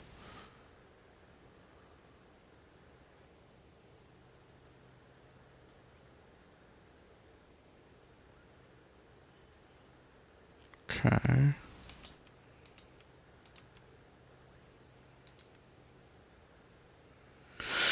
Now, let's check the FMS. Let's check the progress page. 2 hours, 15 minutes. That sounds better. So it looks like I need to come in there and set my fuel management.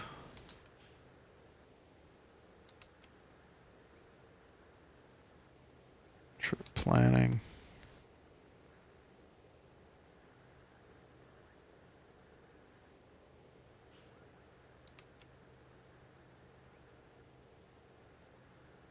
Visualize system throughout library. FMS data. Okay.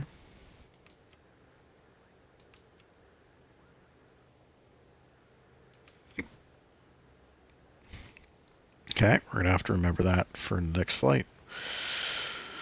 All right, 5. When that hits 4.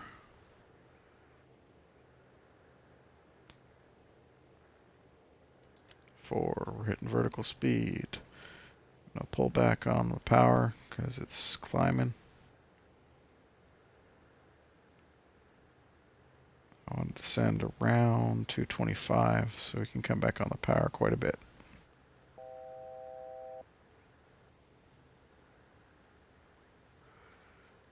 And that's right, we should have dialed in 7200.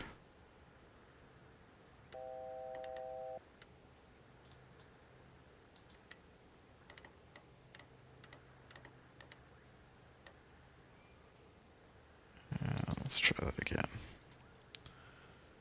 7200. Should wind me down.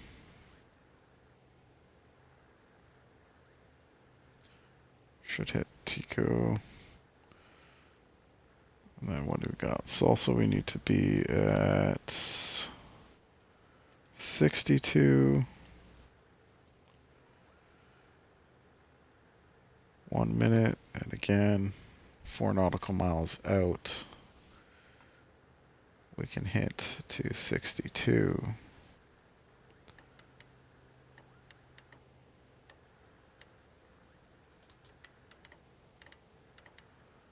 We're going to want to go, again, roughly 1,200 feet a minute.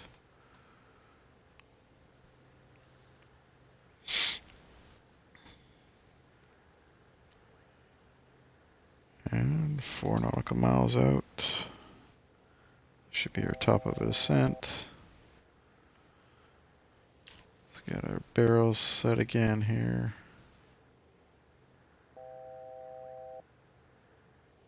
Go. And get key. Get key, what did we want to be at? Get key, we want to be at 4,500. Or intercept, we want to be at 4,500.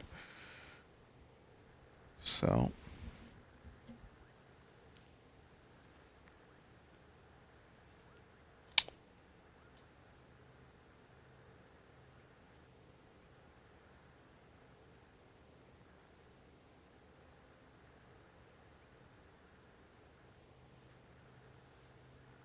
Two nautical miles.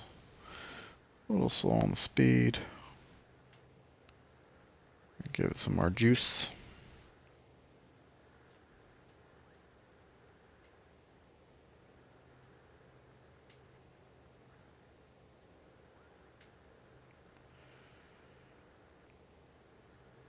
Go. So we're gonna go 4,500. I'm still gonna go for a 1,200 foot a minute descent.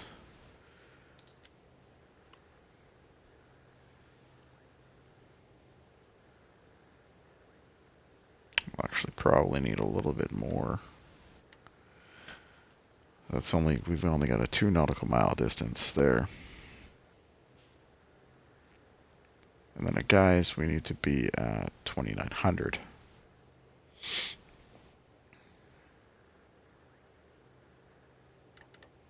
I'm going to dial that in.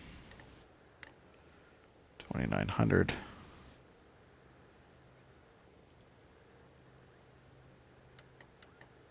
We're going to shoot for 2,000 feet a minute. And I believe we can activate our approach. We're going to pull back on that speed because we're getting a little fast.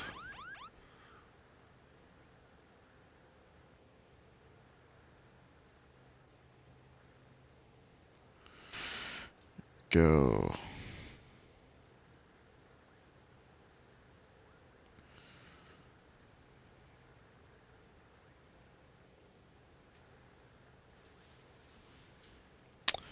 Look at that. We got a runway in sight.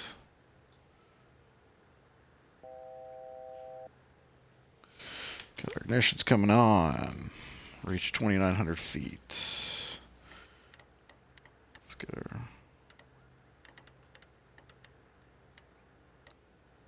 2,900.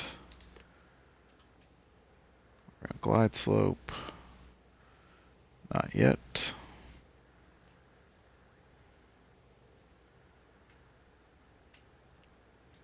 200 knots is about right.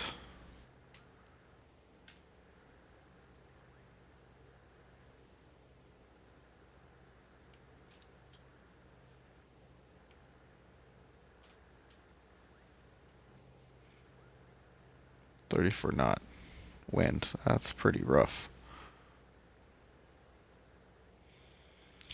Okay, well, let's get our landing gear. Let's get our checklist up. Approach pressurized, no smoking, auto feather, coming to arm. Landing gear. Let's get her down. Oops. Already had it down. Lights as required. Taxi and landing. Autopilot disconnect. Propeller sync off. We can do that in a minute. Yaw dampener. It's already off.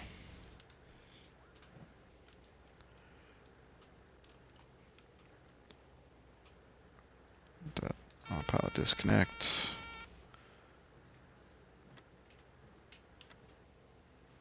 We're way high.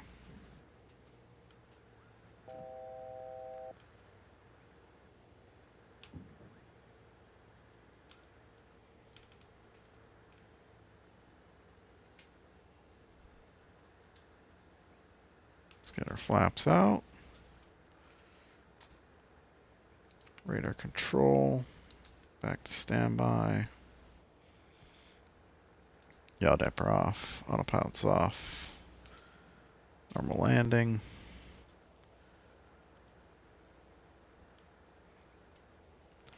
Prop levers are full forward.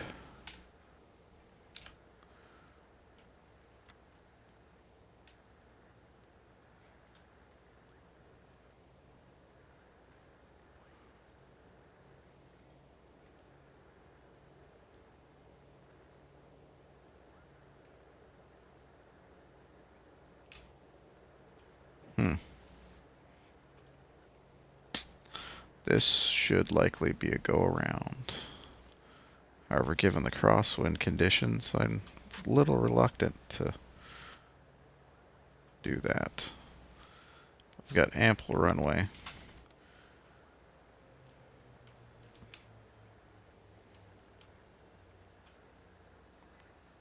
We're going to do a late touchdown.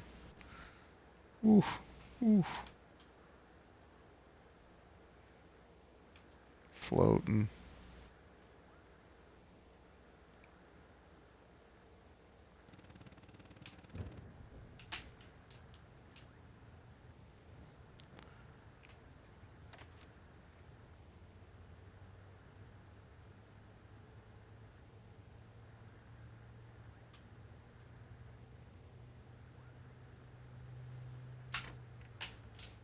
And out of beta. Alright. We're going to use ATC. So I hate this. I hate the insim ATC. That worked. Beechcraft Charlie Foxtrot Tango Lima Mike is taxiing to parking. Papa Alpha Kilo Oscar.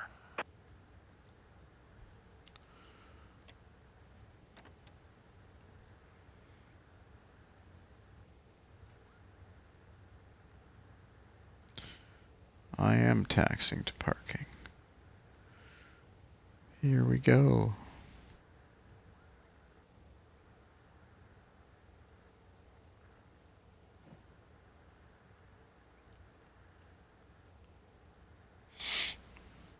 All right. We made it. We made it. We're on the ground.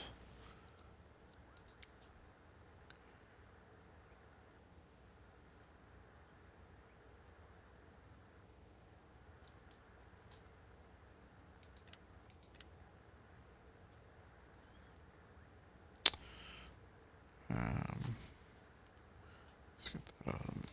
I want that on because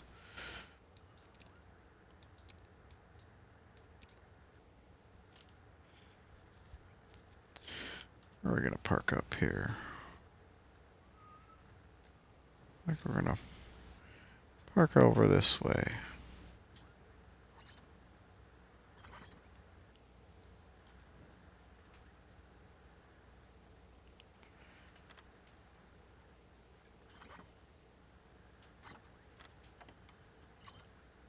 Okay.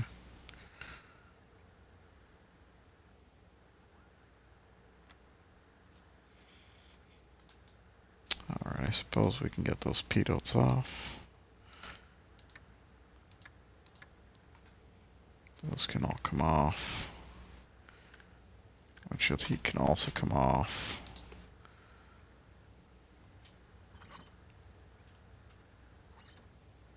Oh, look at that. There's a river. Wonder how that's going to interact. Oh, that's alright.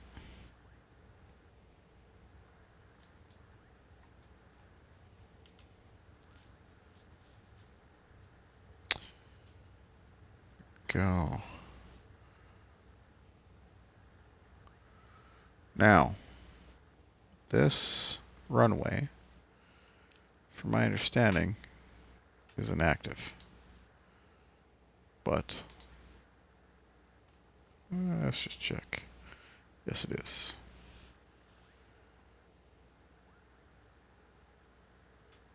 I think we're going to go over here.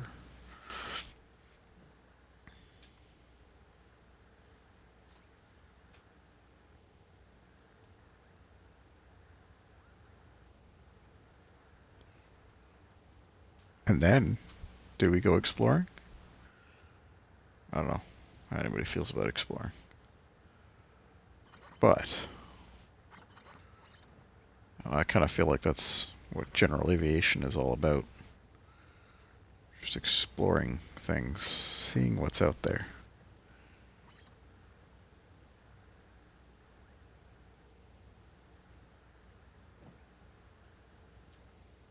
Yeah, there's a stagger wing over there. Oh, and a vision jet. And every Kodiak in existence. think that's where they want me parking, right up in there. So I will do my best. I make no promises.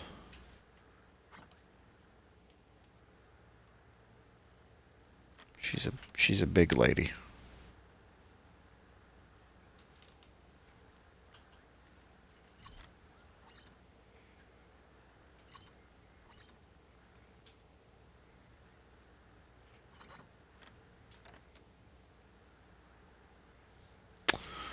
Alright. Park brake set. Props come back to feather. They are feathered. Park brakes are set. Let's run our normal landing. We did alright there.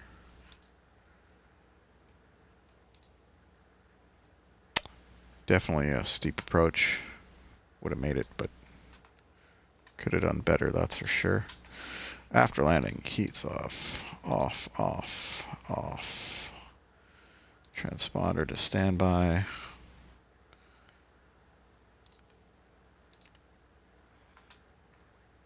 Lights is required.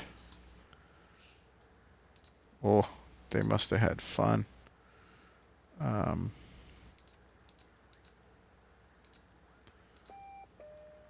didn't tell them to put their seatbelts on. What? Good thing there was nobody aboard. Trims, let's get all those sets back to 0. Those are all electric anyhow. Okay, cool.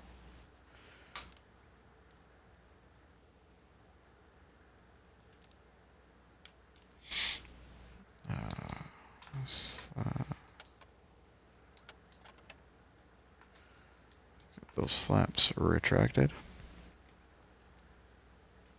Ooh, we've got rain. Okay. Time to try the windshield wipers.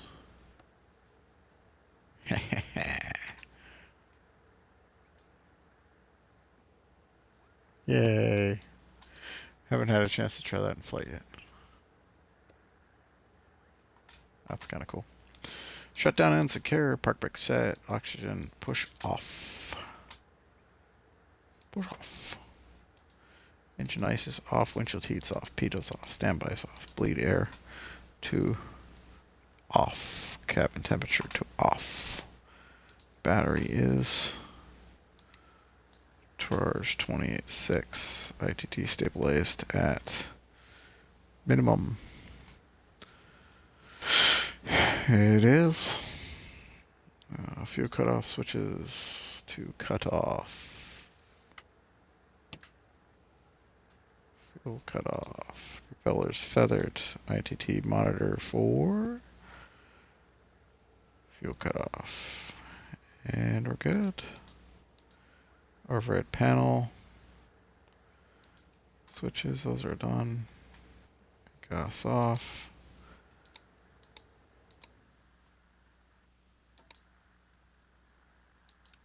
Generators off.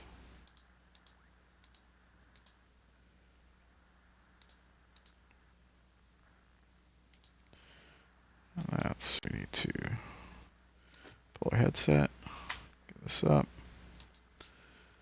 Payload, chocks.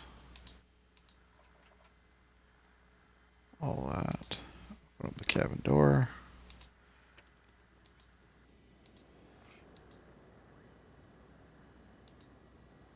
All right.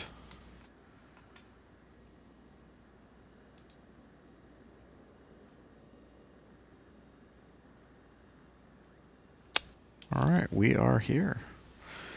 Let's get out and explore for a second.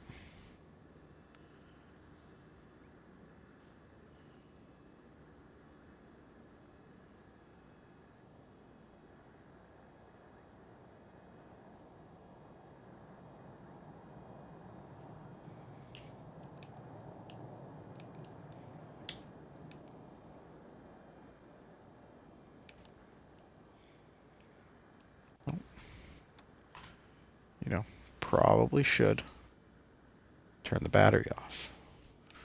That'll get you done. All right.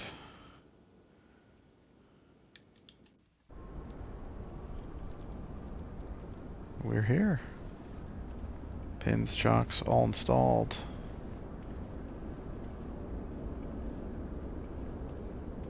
I feel like it might be cold.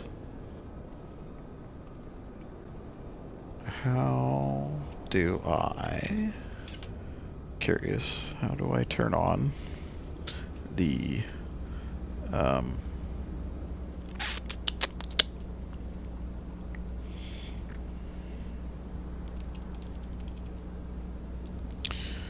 do I use the slew commands?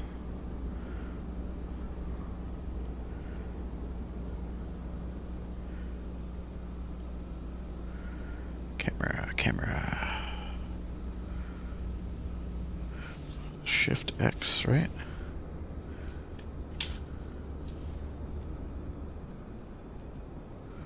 Maybe not.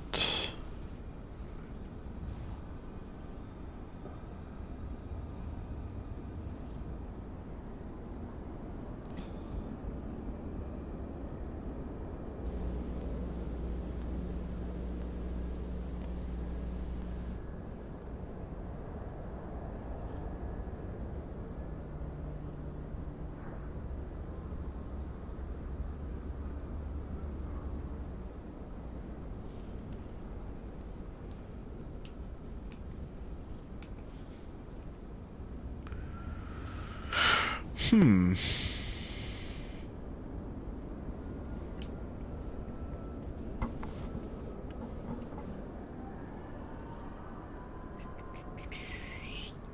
Slew. Camera. Smart camera. Toggle slow mode. Shift Z.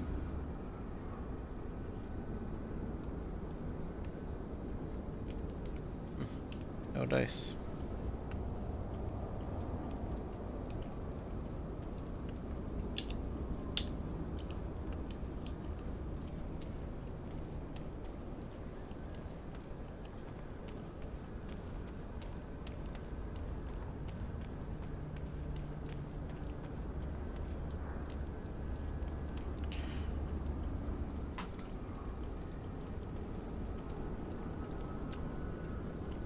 So, we are currently walking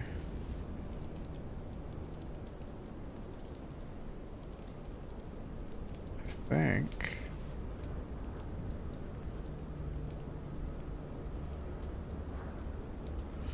we want to go over here.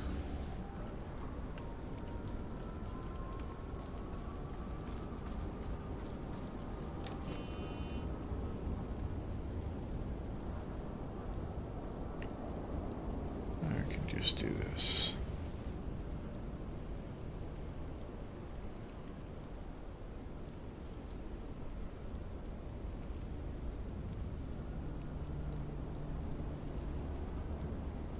Well, is that as far as we can go?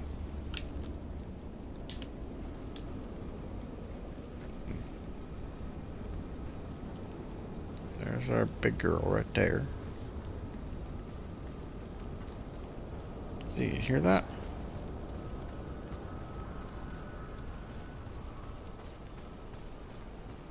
And go.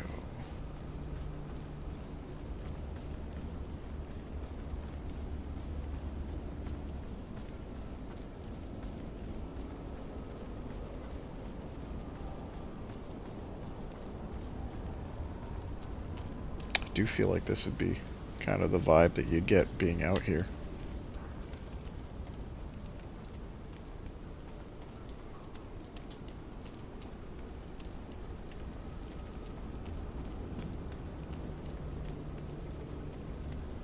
Saw a car.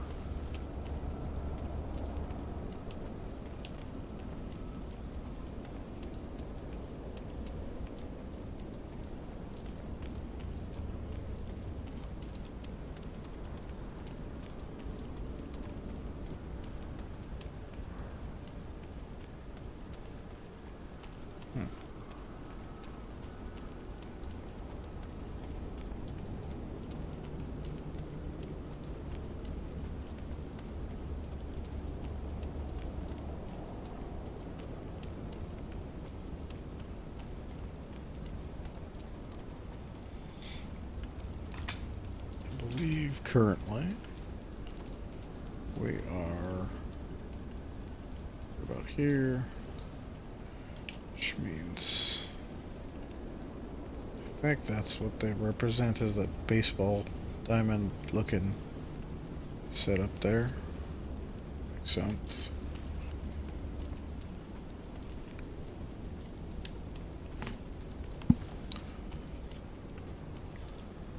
So I don't know, can we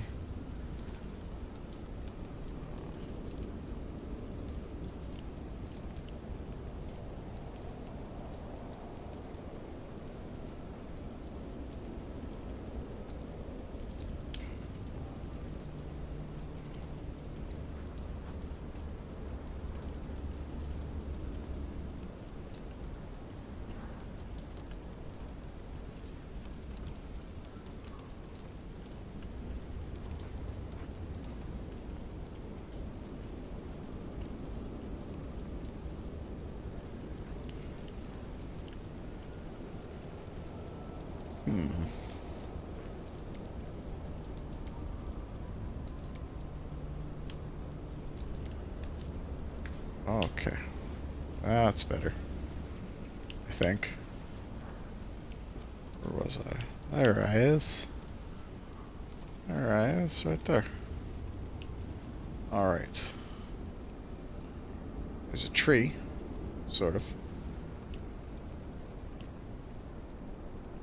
More buildings. More buildings. So I feel like walk to the end of that road.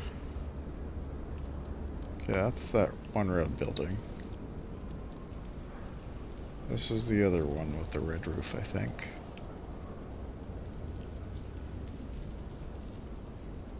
Kind of.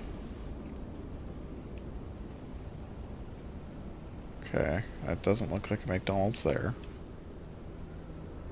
We're on the hunt for McDonald's. These are all houses. This is probably none of those. Or at least I think they're representations of houses.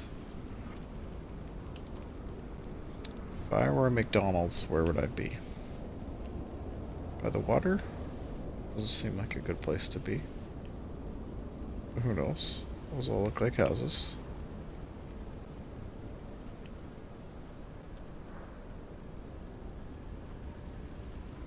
Oh, a little roundabout neighborhood there.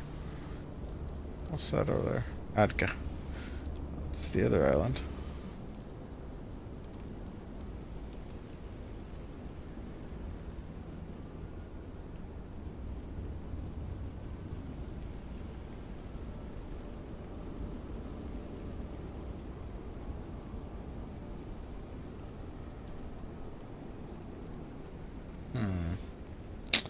Nothing's popping out as McDonald's to me. Some very big, looks like storage warehouses. Some kind. Well, I mean, that feels McDonald's-esque. No? Kind of a funky shape? No. I was really hoping it was a McDonald's. I don't think it's over there. Another runway.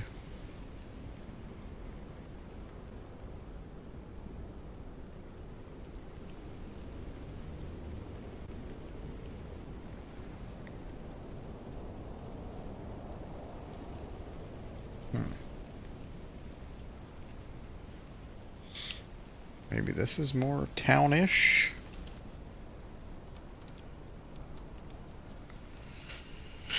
I don't even know.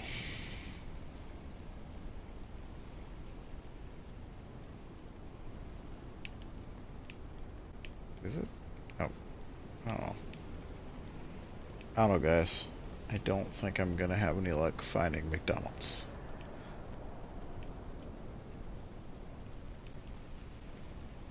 This is Adak. This is a cool place. A little lacking in sim, but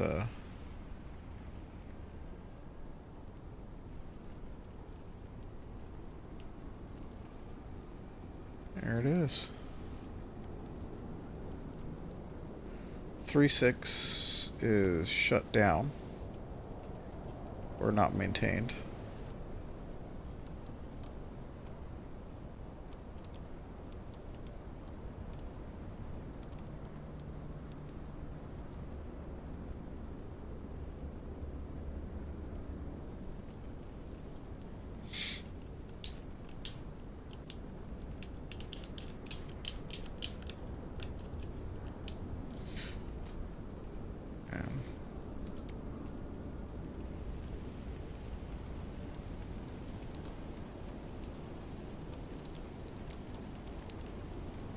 Well,